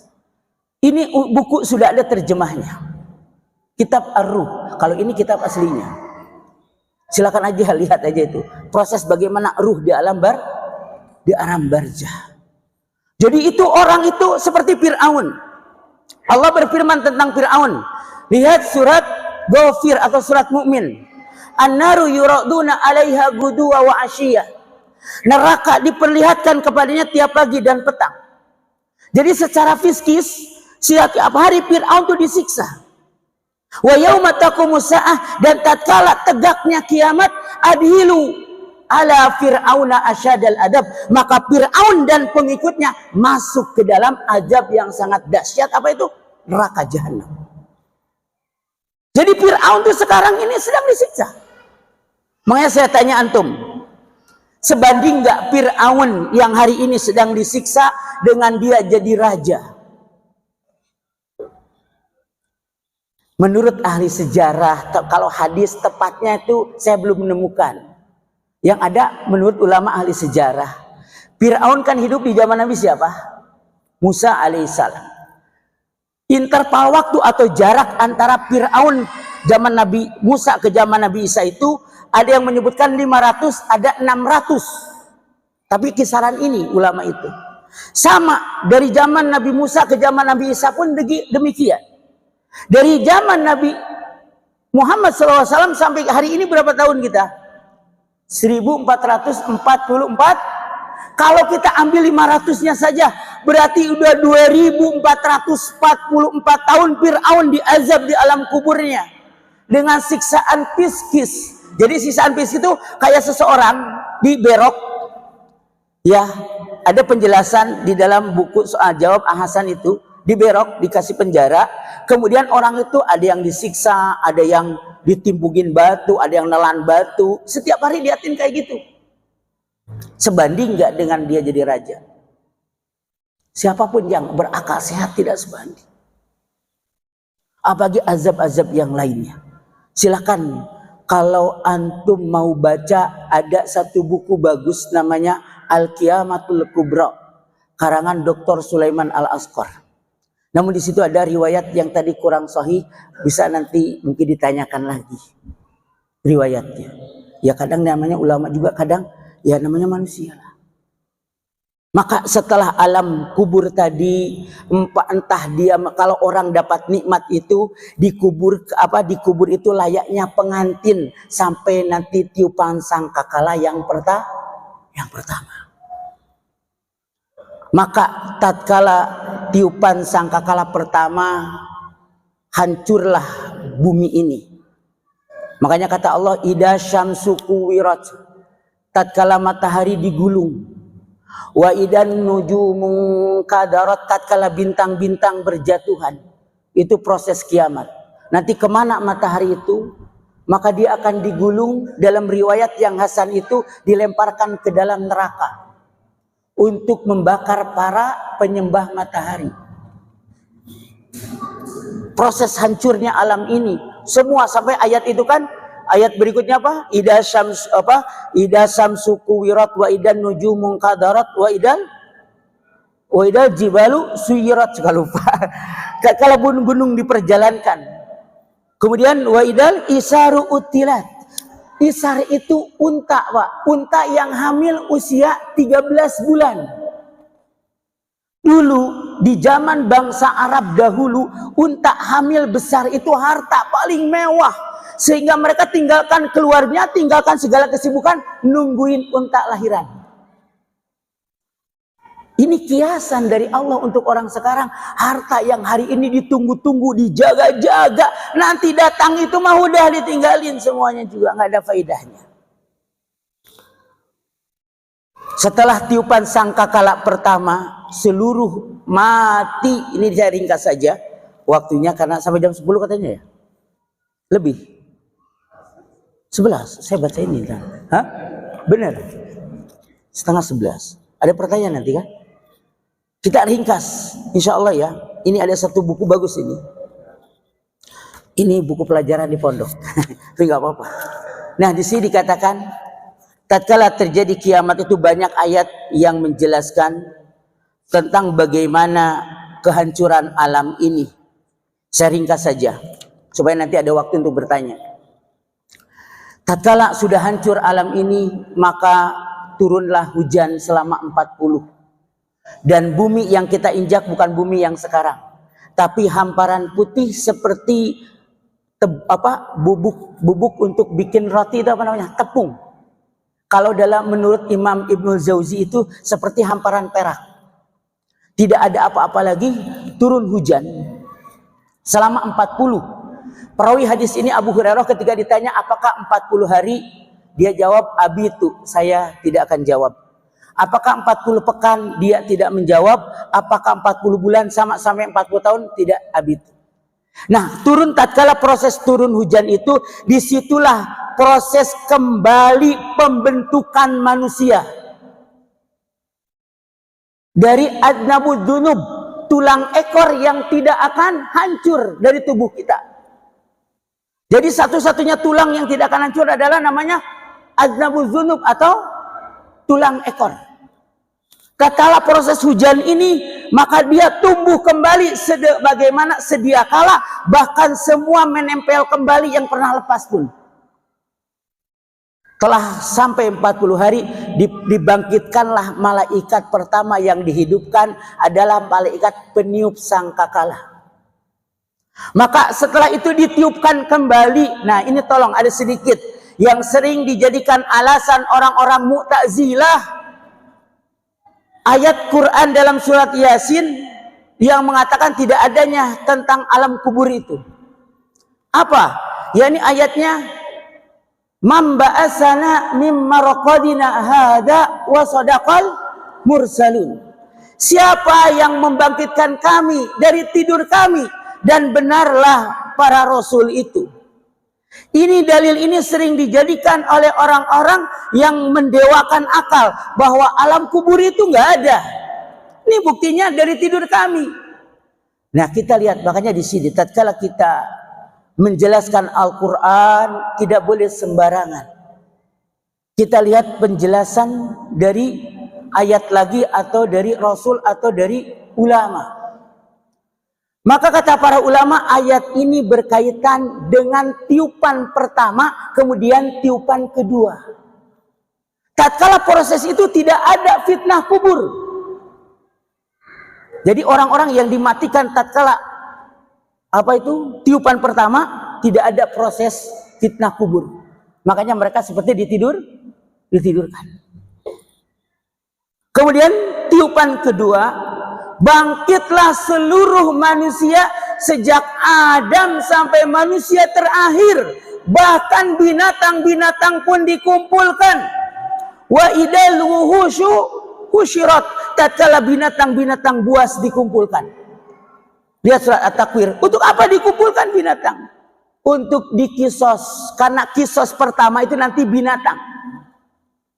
Makanya kata Nabi, la tu'adunal huquqa ila ahliha hatta lisatil jalha'i ila satil qarna. Benar-benar hak itu akan ditunaikan kepada ahlinya sampai daripada kambing yang tidak bertanduk dari kambing yang bertanduk.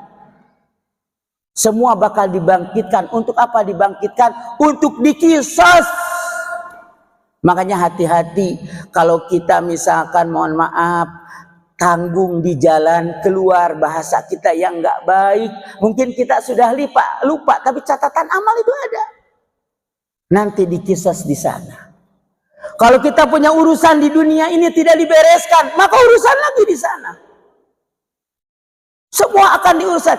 Jangankan darah, jangankan harta, kedipan mata, curiga akan dikisos oleh Allah. Akan dihisab. Semua akan dihisab.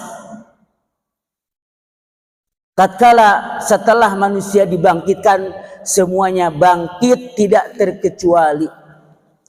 Maka mereka akan dikumpulkan di satu padang yang namanya mahsyar.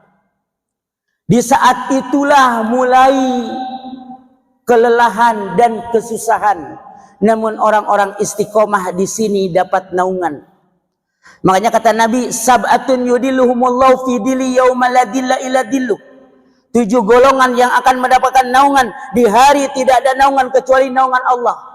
Siapa saja? Mudah-mudahan kita termasuk di dalamnya. Pertama, imamun adil, seorang pemimpin yang adil. Termasuk kita pemimpin rumah tangga, nggak usah kita ngukur-ngukur pemimpin di luar kita. Kita saja dulu. Sudah adilkah kita? Siapa yang adil? Bertindak dan bertanduk sesuai aturan Allah dan Rasulnya. Hatta dalam keluarga kita. Bukan perasaan yang didulukan. Tapi Allah murka tidak. Allah ridho tidak. Mungkin prosesnya, nah ini dipelajari adalah seni itu yang kita bahas dalam kajian tempat lain. Tidak keluar daripada ketentuan Allah. Yang kedua, syabun nasa'a fi ta'atillah. Dan riwayat yang lain, fi ibadatillah. Para pemuda-pemudi yang tumbuh kembang dalam ketaatan kepada Allah, mereka akan dapat naungan. Makanya antum nih, yang usianya di bawah 40 tahun ada kesempatan untuk menjadi orang ini. Karena pemuda itu batasnya 40 tahun. Haji Nasr si pemuda. Amin. Hah? 27. Iya pemuda makanya. Kalau Haji Rafiq bukan. Udah cucu. 4. Kemudian yang ketiga adalah seseorang yang diajak berbuat yang tidak baik, berbuat mesum oleh seorang wanita, punya kedudukan dan kecantikan. Syaratnya ini, bukan wanita-wanita yang jual diri, punya kedudukan dan kayak Yusuf alaihissalam. Tapi dia takut kepada Allah, atau mau berbuat mesum, dia takut kepada Allah. Kemudian orang yang hatinya tertambat ke masjid, bukan mesti duduk-duduk di masjid terus, bukan. Kalau bukan waktunya belajar, bukan waktunya itikaf, ya bekerja, cari karunia Allah. Bahkan habis sholat Jumat pun apa kata Allah? Fantasiru fil bertebaranlah di muka bumi. Yahya bin Ma'in pernah dengar ulama ahlu jarah wa ta'dil, ulama keras dalam masalah hadis, lihat anaknya duduk aja berdoa di masjid, diambil cemeti, dipecut anaknya itu. Antum orang lain bekerja, antum duduk-duduk terus di masjid. Maka beliau menukil perkataan Umar bahwa inna sama la yanjilu dahaban wal fidota. Langit itu tidak akan menurunkan hujan emas dan perak. Ya berusahalah kayak gitu. Makanya tadi yang terkait dengan masjid itu ada acara kayak gini. Kalau kemanapun sholat itu jadi perhatian utama, di mana nanti sholat, di masjid mana. Itu orang yang tertambat ke dalam masjid. Jadi jangan mikir gimana nanti aja. Jangan. Kita mau pergi ke Jakarta nanti kira-kira sholat di mana nih sholat asar. Begitu orang beriman itu. Hatinya selalu tertambat ke masjid. Kemudian adalah orang yang bersedekah. Apa yang ia berikan tidak diketahui oleh tangan kirinya. Maksudnya orang lain tidak tahu, bahkan istrinya sekalipun tidak ada yang tahu. Kemudian yang keenam yang akan selamat adalah orang yang menangis karena takut kepada Allah Subhanahu wa ta'ala. Makanya sekali-kali, makanya ginilah saya sampaikan nih, sekarang orang salah dalam memahami syariat i'tikaf. Itikaf itu berholwat kepada Allah. Bukan rame-rame ngobrol, ngaji aja keras-keras, dilarang sama Nabi. Lihat di dalam Sahih Muslim, Nabi itu sedang itikaf. Sahabat pada baca Quran keras-keras. Sebenarnya kalian itu beribadah kepada yang maha mendengar. Jangan saling mengganggu. Coba merenung, teringat akan dosa-dosa kita. Hingga kita meneteskan air mata. Insya Allah mata-mata seperti itu yang tidak akan dijilat api neraka. Orang yang akan mendapat naungan di hari kiamat. Kemudian yang terakhir adalah orang yang saling mencintai karena Allah. Dan kita mohon ini seperti itu. Kita bertemu karena Allah, berpisah pun karena Allah. Kemudian di dalam keadaan padang mahsyar itu, orang-orang akan kesulitan. Hingga mereka mendatangi para nabi untuk minta agar cepat-cepat Allah memutuskan. Datang kepada Adam tidak bisa, disuruh kepada Nuh alaihissalam enggak bisa, kemudian kepada Ibrahim nyuruh ke Musa ke Isa pun sama, mengatakan alasan tidak bisa, bahwa Allah telah marah hari ini dengan kemarahan yang belum pernah marah dan tidak akan marah lagi setelah itu. Datang akhirnya kepada Nabi kita sallallahu alaihi wasallam, akhirnya Nabi menuju aras Allah dan bersujud dengan sujud yang belum pernah dilakukan, kemudian memuji Allah dengan pujian-pujian yang Allah ilhamkan. Setelah Allah memerintahkan, akhirnya manusia di situ diputuskan dan mengalami namanya hisab. Nah, hisab ini diberikan dengan dikasih catatan amal. Jadi kita semua akan mendapatkan catatan rapot kita masing-masing. Yang tertulis di situ rapi, tidak ada kezaliman. Sejak kita balik sampai kita wafat. Jadi nggak diangkat catatan itu, tidak ditutup, tidak ditutup, tidak dicatat itu tatkala kita tidur. Atau ketika kita belum balik. Kan kata Nabi, rufi'atil aqlam an salas. Diangkat catatan itu dari 3 golongan. Anin naim hatta yastaiqadha. Dari orang tidur sampai bangun. Wa anil majnuni hatta ya'fiqa. Dari orang gila sampai sadar. Termasuk orang koma. Tidak dicatat. Dan yang ketiga, anis sabi hatta yahtalima. Dari anak kecil sampai mereka ihtilam. Jadi tatkala balik sampai wafat ada catatannya. Makanya tadi saya jelaskan. Makanya gini, hendaknya kita memikirkan kalau kita mau bicara. Karena Allah Ta'ala berfirman, ma yalfidu min qaulin illa ladaihi raqibun atid. Tidaklah kita melaporkan satu ucapan kecuali ada raqib. Siapa raqib? Yang mengawasi kita, atid yang mencatat. Jadi bukan raqib catatan kebaikan, atid catatan keburukan. Nggak ada riwayat itu. Riwayat yang benar itu raqib mengawasi, atid yang mencatat. Nah, nanti kita dihisab dengan hisaban itu. Makanya nanti tatkala proses sebelum hisab itu sudah ketahuan. Kenapa? Fa amma man utiya kitabahu biyamini. Maka adapun orang yang diberikan catatannya dengan tangan kanannya. Fasaufa dia akan berbahagia tadi ayat. Fa amma man utiya kitabahu biyamini fasaufa yuhasabu hisabai yasira. Maka dia akan dihisab dengan hisaban yang mudah. Gimana hisaban mudah? Nanti itu kata para ulama al-a'rad, kata Nabi, ini bukan kata ulama. Jadi apa? Nanti itu sebagaimana hadis Nabi, ma minkum min ahadin illa sayukallimuhu rabbuhu. Tidak ada seorang pun dari kalian kecuali akan diajak bicara oleh Tuhannya. Laisa bainahu wa bainahu turjuman. Dia antara dia dengan Allah tidak ada penerjemah.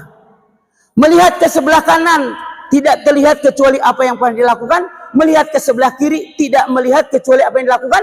Melihat ke depan ada neraka di hadapannya. Maka di saat disinilah dia akan dihisab oleh Allah. Hisabnya apa? Allah hanya akan menyebutkan, memperlihatkan. Engkau tahu ini, engkau ini. Maka akhirnya orang ini mengakui. Maka Allah berfirman, qad satartuka fi dunya wa ana aghfiru lakal yaum. Engkau telah ditutupi di dunia dan hari ini engkau dimaafkan. Akhirnya dia wayang qalibu ila ahlihi masrura. Dia pulang kepada keluarganya dalam keadaan gembira. Wa amma man utiya kitabahu min wara adhri. Adapun orang yang akan menerima catatan amalnya wara adhri dari gini. Dalam ayat yang lain dengan tangan kirinya.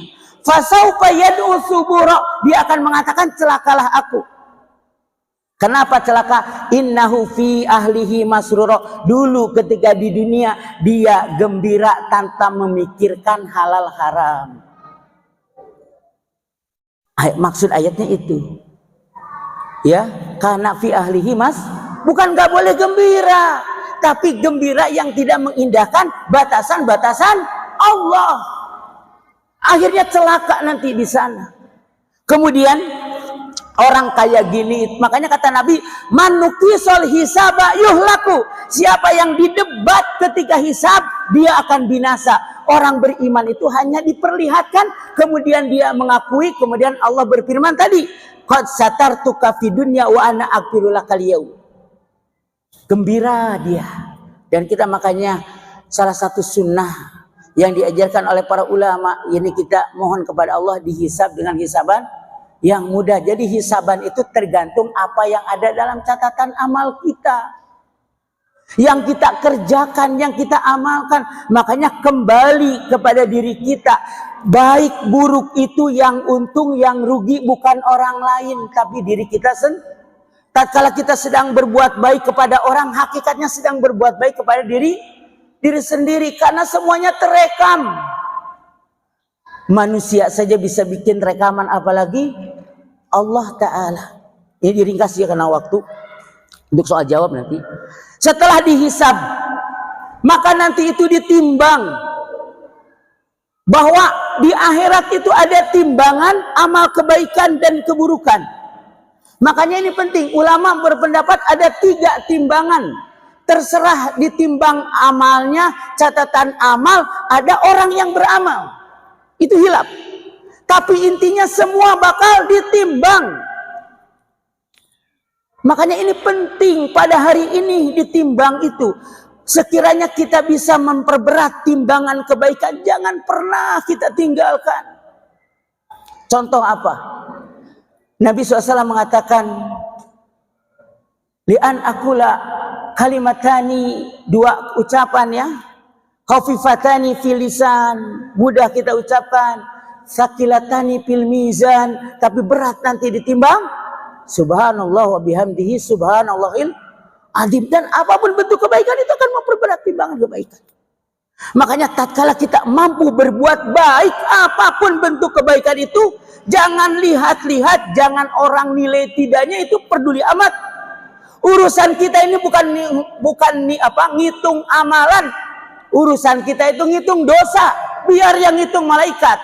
Malaikat nggak akan keliru. Karena semua tercatat. Wa makana rabbuka nasiya, kata Allah, tidaklah Tuhanmu itu lupa. Nah, setelah mengalami timbangan, ada syafaat di sini. Makanya di sini penting kita mengikuti sunnah-sunnah. Apabila ada azan, terutama nih, tolonglah kalau lagi ngobrol berhenti dulu. Lagi rapat berhenti dulu. Kalau bisa jawab adzan semua. Terus tatkala kita selesai adzan itu membaca sholawat Nabi, Allahumma sholli ala Muhammad wa ali Muhammad, Allahumma rabb hadhihi da'wati tammah wassalatil qaimah, sampai selesai, maka kata Nabi apa? Halat syafaati, halal baginya syafaatku. Dan syafaat itu hadirin insya Allah satu syaratnya agar kita dapat syafaat. Apa? Tidak syirik. Rasulullah SAW mengatakan semua para nabi punya doa yang langsung dikabulkan dan mereka sudah mengeluarkannya waktu di dunia. Aku menyimpannya untuk syafaat umatku nanti pada hari kiamat. Dan itu semua akan dapat orang yang tidak menyekutukan Allah. Karena nanti syafaat itu ada dua syaratnya. Syarat diizinkan memberi syafaat, syarat izin mendapat syafaat, dan syarat izin dapat syafaat tidak menyekutukan Allah. Setelah syafaat baru kita akan lewat di atas sirat. Allah Ta'ala berfirman, ma minkum min ahad wa inhum illa wariduha, tidaklah mereka kecuali akan melewatinya. Lihat surat Maryam ayat 60 lah sampai 68. Wa kana rabbuka hatman maqdiya, dan adalah Tuhanmu yang menyempurnakan keputusannya. Lewat di atas sirat yang terbentang di atas jahanam, yang disebutkan dalam riwayat Muslim, ahadu minas saif wa adaku minas syar, lebih tajam daripada pedang, lebih lembut daripada rambut. Di sini manusia lewat tergantung amal solehnya. Ada yang seperti kedipan mata, ada yang seperti kilat. Ini hadis ya. Ada kayak jawadul faros, kuda balap. Ada yang berjalan, ada yang merangkak. Tergantung tingkatan hisabnya nanti di sana. Selesai sirat, kalau orang tidak selamat di sini masuk ke dalam neraka. Karena di bawahnya api yang hitam, di atas jembatan yang membentang, semua akan lewat di situ. Orang kafir dihisab untuk apa? Mendudukan tempat nerakanya. Jadi orang kafir itu nggak sama-sama di nerakanya. Jadi beda-beda juga. Ini banyak panjang nih kalau dijelaskan semua. Jadi saya ringkas aja, global-globalnya aja. Kemudian setelah sirat masih ada jembatan lagi, namanya qantarah bainal jannah wan nar. Lihat dalam kitab Aqidah Wasithiyah, Aqidah Thahawiyah, kemudian Al-Aqidah Ahlussunnah wal Jamaah, dan seluruh kitab akidah menjelaskan ini. Ya. Ada qantarah bainal jannah wan nar. Di situ apa? Dibersihkan hati-hati orang yang mungkin keselamat di dunia, sama-sama berdakwah, tapi kadang-kadang ada perasaan-perasaan gimana gitu dengan harokah-harokah yang lain atau kepergerakan dakwah-dakwah yang lain, bukan harokah itu namanya. Harokah itu artinya pergerakan, maksudnya orang yang bergerak berdakwah gitu. Ada kalau misalkan ini kok nggak senang dengan ini, padahal sama-sama menyuruh kepada kebaikan. Maka Allah bersihkan dulu di sini. Baru nanti masuk surga. Nah, di surga inilah hadirin Rasulullah SAW mengatakan manusia akan masuk, ini orang beriman dulu ya. Yakni di surga akan mendapatkan kenikmatan mala ainun ra'at wala udunun sami'at wala khatara ala qalbin bashar. Kenikmatan yang belum pernah terlihat mata, belum pernah terdengar oleh telinga, bahkan terlintas dalam hati. Bahkan tempat cemetiknya saja penduduk surga itu lebih baik dari dunia dan isinya. Di surga. Kemudian ada nikmat yang melebihi nikmat-nikmat lain, yakni akan bertemu dengan Allah yang kita nanti tanpa penerjemah, tanpa penghalang. Itu nikmat lebih nikmat dari nikmat-nikmat yang lainnya. Nanti itu istri-istri akan menjadi ratunya bidadari. Kemudian para suami akan diberi tambahan 2 bidadari. Yang mati syahid di medan perang akan mendapatkan tambahan 70. Tapi mereka tidak akan saling cemburu nanti. Keluarga yang beriman akan dikumpulkan, bahkan bapak dan anak akan saling membela di surga itu. Lihat surat An-Nisa ayat 11. Aba'uhum au abna'ahum. Bapak dan anak bisa saling narik. Kalau misalkan bapaknya lebih tinggi, anak tertarik ke atas. Anak lebih tinggi, bapak tertarik ke atas di surga itu. Berbeda nanti yang ketika mayat masuk neraka, saling melaknat. Bahkan penduduk neraka itu nanti akan berkata begini, ya Allah, siksalah anak-anak saya, istri saya, orang tua saya, kawan-kawan saya, bahkan seluruh manusia. Lihat surat Al-Ma'arij. Tapi satu, bebaskan saya. Kalau saya cerita tentang neraka perlu waktu 1 jam. Intinya yang paling ringan saja, dikasih sendal, kepala mendidih. Riwayat yang lain masuk neraka sampai mata kaki, kepala mendidih. Di neraka itu lapar, di neraka itu haus, tapi semua diharamkan. Yang ada hanya gislin, ada sodid, ada hamim, semuanya tidak enak. Makanannya zakum, berbeda dengan di surga. Bahkan di surga itu ada pasar. Yang tatkala pulang dari pasar itu didatangi tiap hari Jumat. Pulang dari pasar itu, yang pulang dari pasar tambah cakep, yang di rumah tambah cantik. Di surga tidak tidur lagi. Tidak tidur lagi. Istrinya semua sebaya.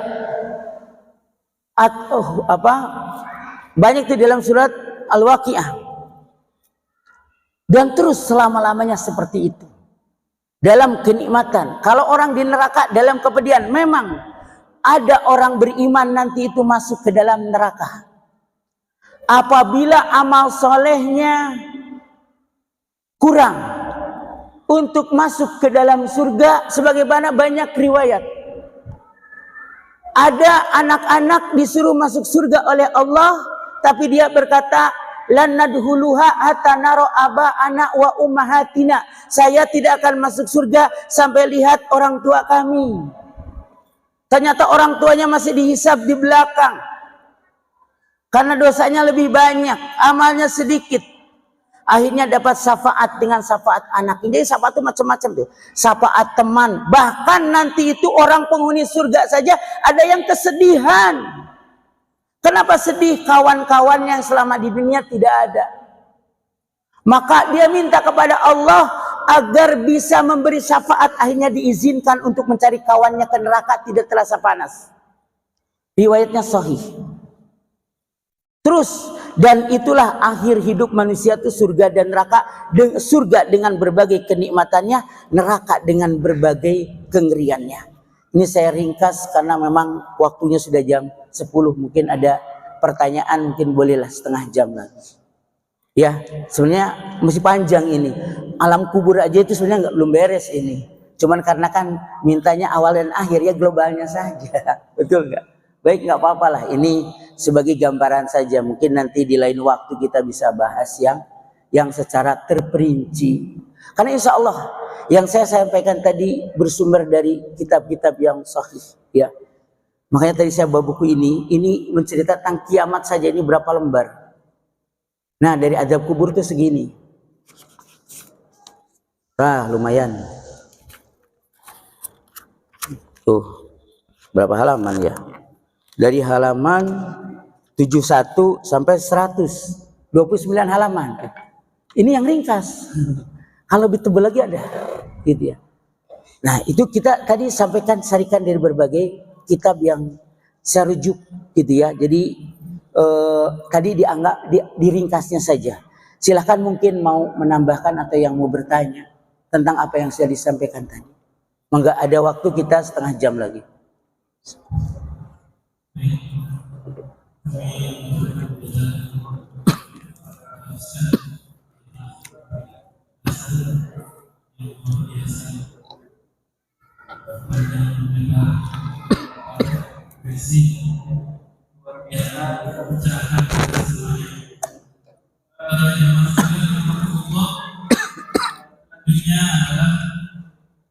Sesi tanya jawab. Silakan bagi Iswan ingin bertanya langsung.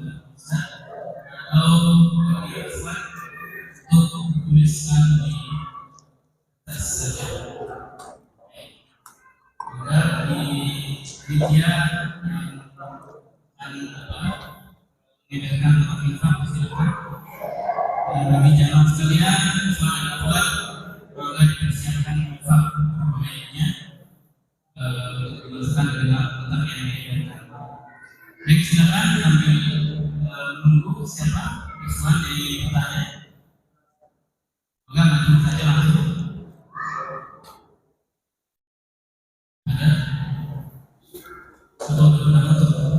Ada mah enggak? Ada pertanyaan silakan.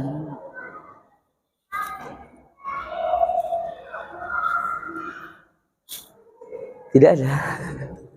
Ikan sepat, ikan gabus. Silakan, ada pertanyaan? Ada.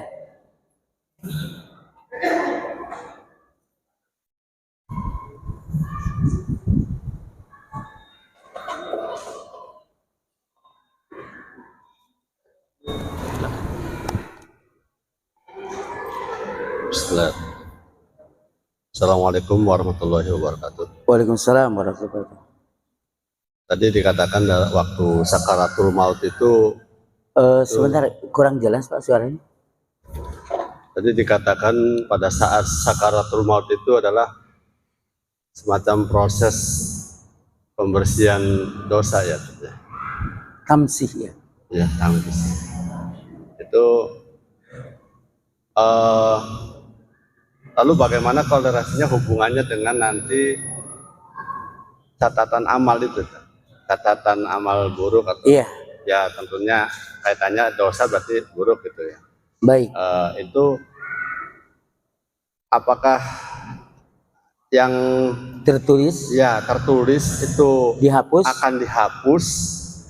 Nah, ada yang terhapus atau ada yang tidak gitu? Baik. Itu mohon penjelasannya gimana? Jadi begini, tatkala proses hisab itu catatan masih terlihat kecuali yang dihapus oleh Allah.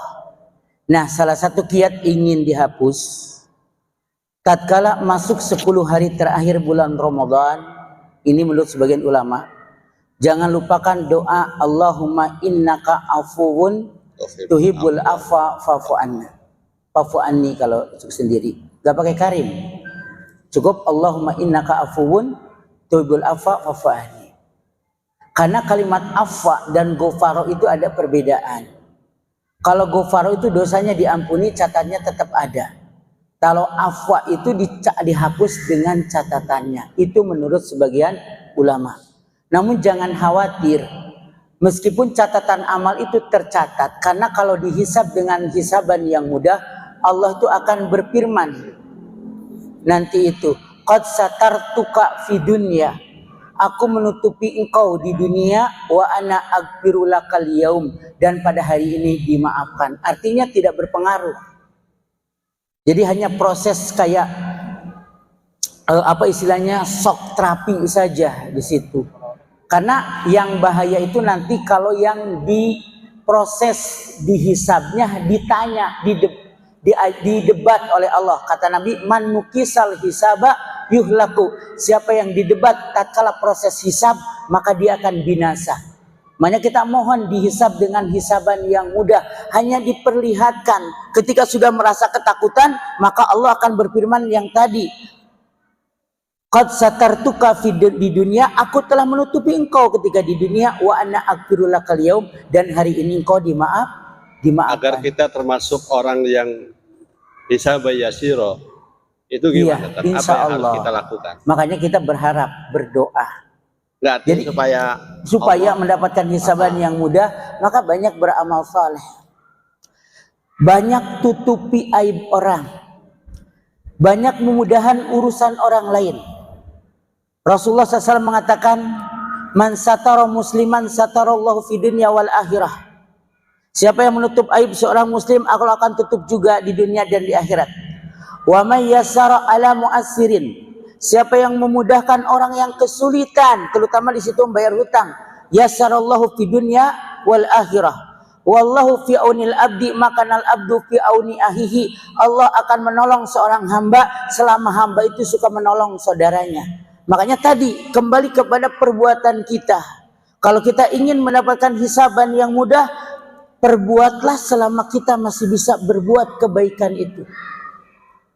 Makanya apalagi kita menjelang Ramadan. Tadi di kajian Ahwat saya sampaikan, kita memanage waktu, mempunyai target agar tiap detik itu bernilai ibadah.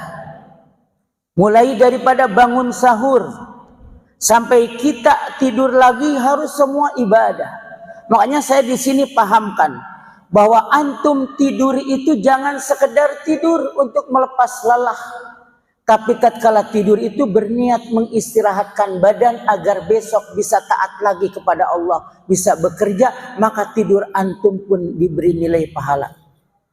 Antum makan meniatkan untuk menguatkan fisik antum agar bisa taat kepada Allah. Setiap antum makan diberi pahala. Ini yang akan memperberat timbangan kebaikan. Ini yang akan mempermudah proses hisab kita, menjadikan segala sesuatu ibadah. Makanya kan ibadah itu, kata Syekhul Islam, ismun jami'un likulli ma yuhibbullahu wa yurdahu minal aqwali wal af'ali adh-dhahirah wal batinah. Ibadah itu adalah satu nama yang menghimpun segala sesuatu yang Allah ridhoi, Allah cintai. Makanya kenapa kita bangun tidur ada aturan, mau tidur pun ada sunnah-sunnah, tatkala terbangun malam pun ada aturan, agar hidup kita ini semuanya bernilai ibadah. Kenapa Nabi ajarkan tatkala kita setelah mengenakan pakaian, kemudian dikenakan sudah rapi, kita mengatakan alhamdulillahilladzi kasani hadza tsauba wa razaqani min ghairi haulin minni wala quwwah. Ini bukan doa untuk anak TK, untuk semua. Kenapa? Kata Nabi, ghufirallahu ma taqaddama min danbihi. Tadi habis makan kita mengatakan enggak, oh alhamdulillah Ustaz, dia itu masih mending. Katakan alhamdulillahilladzi at'amani hadza ta'ama wa razaqani min ghairi haulin minni wala quwwah. Itu kata Nabi, ghufirallahu ma taqaddama min danbi. Kemudian kita doakan yang memberi makan kita, Allahumma ighfirlahu wa barik lahu fi rizqihi. Seperti itu, waghfirlahu, dan maafkanlah ia. Itu akan dapat pahala. Jadi semua detik-detik kita ini jangan lepas daripada ibadah, agar hisaban kita hisabanmu mudah kelak, agar timbangan kebaikan kita berat.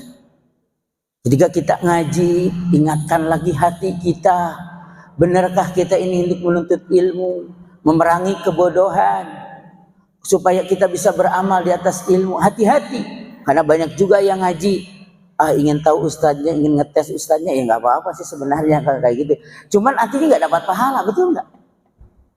Nah seperti itu, kita harus murnikan niat ini, maka itu akan nambah kebaikan-kebaikan. Sampai lihat Imam Syafi'i itu kalau mau pakai sendal saja, kalau dia punya dua, istikharah dulu.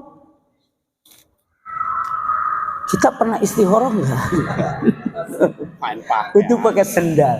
Artinya gini, ulama itu paham setiap detik itu harus bernilai pahala agar mudah nanti dihisab di sisi Allah Subhanahu wa taala. Itu Pak. Banyak lagi ya. Baik. Cukup. Ada lagi yang lain? Baik, yang lainnya silakan. Ada? Mas Fuad. Pak Jirabi. Umar. Ya ada. Dari Ahmad tidak ada.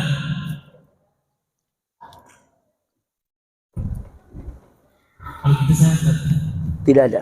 Saya yang nanya. Oh silakan Ustaz. Tentang seorang ayah yang mempunyai misalkan anak perempuan yang katanya anak perempuan itu bisa menyeret seorang ayahnya gitu Ustaz.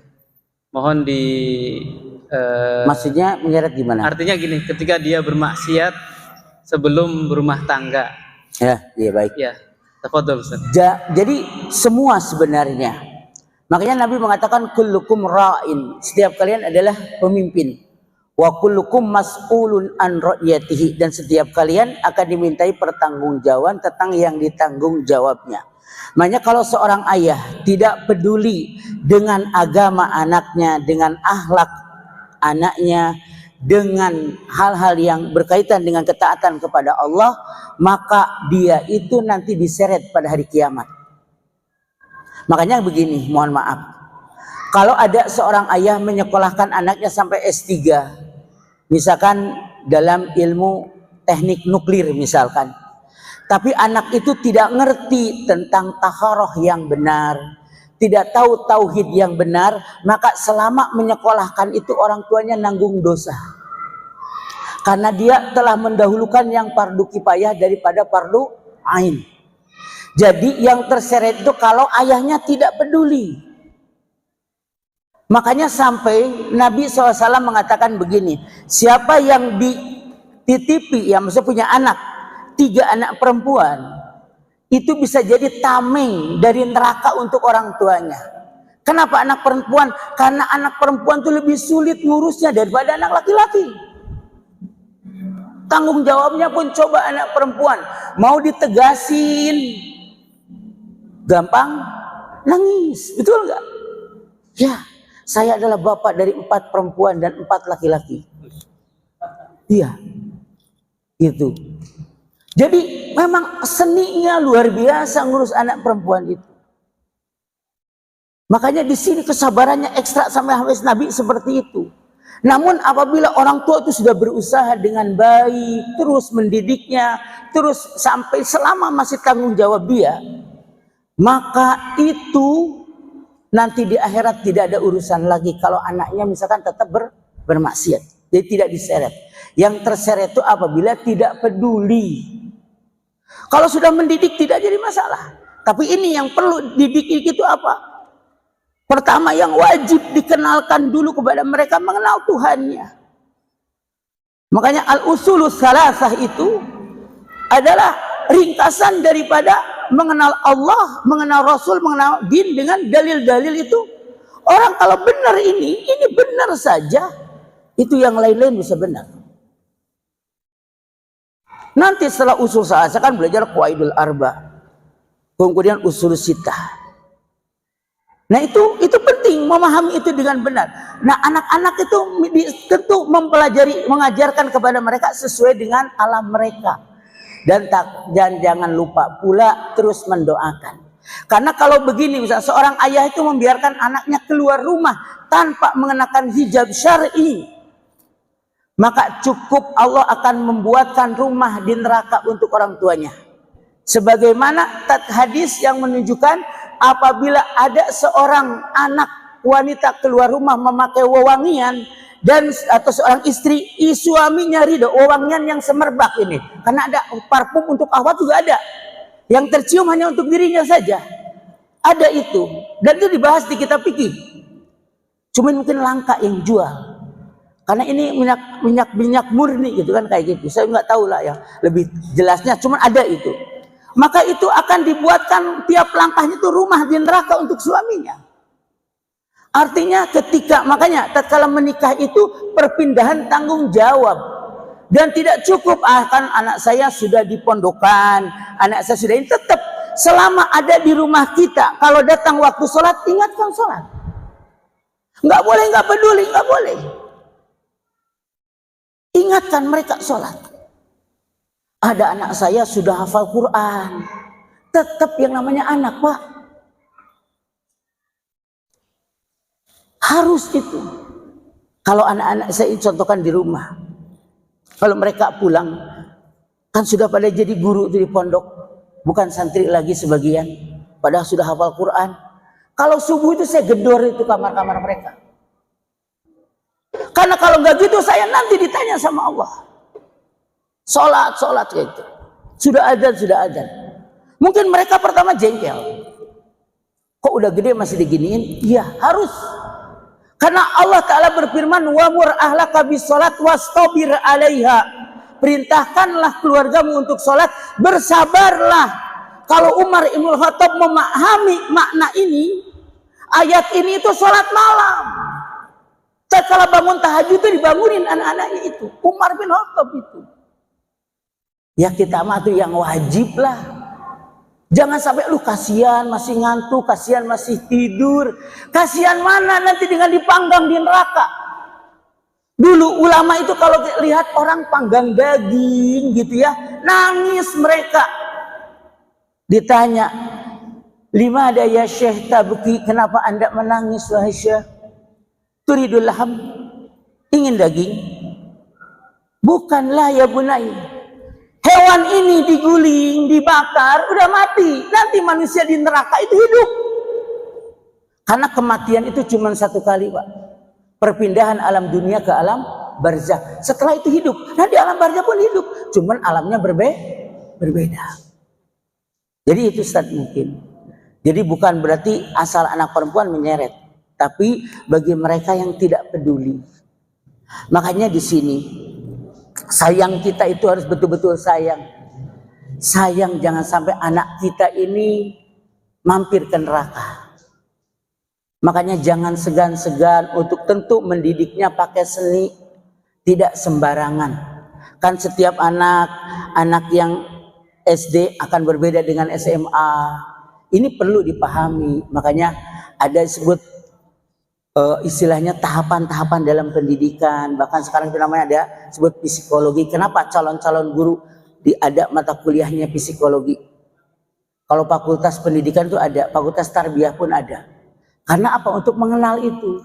Makanya tatkala mendidik itu diperlihat orang yang diajak bicara itu harus paham. Anak seperti ini diajak bicaranya gimana, ditanamkannya seperti apa. Enggak langsung gitu ya. Jadi kalau kayak anak-anak yang kecil itu ya kita dengan bahasa mereka tetap ditanamkan keimanan kepada Allah. Nanti kalau anak itu sudah kuliah, beda lagi bicaranya dengan mereka. Jangan disamain terus dengan anak SD. Marah mereka, ini tersinggung. Ini seni harus dipahami. Makanya kan dalam dunia dakwah itu namanya ada fikih dakwah. Bagaimana kita berbicara dengan usia-usia kayak gitu. Kalau dengan antum kan sudah biasa ngaji, makanya kita des-des aja itu dalilnya kayak gitu. Seperti itu gitu. Paham ya itu mungkin. Ada nggak ada lagi? Udah cukup. Alhamdulillah selesai. Itu global saja tadi ya. Jadi rinciannya karena waktu, mohon maaf. Kalau sebenarnya yang saya kumpulkan di sini itu masih panjang tadi. Sampai saya tadi nukil halaman-halamannya itu seperti itu gitu ya. Jadi mohon maaf itu tadi diglobalkan karena waktu. Ya seperti itu. Apalagi kalau kita baca Al-Bidayah wa Nihayah lebih panjang lagi nanti. Ya, seperti itu. Baik. Itu saja mungkin ya dari saya ya. Silakan saja.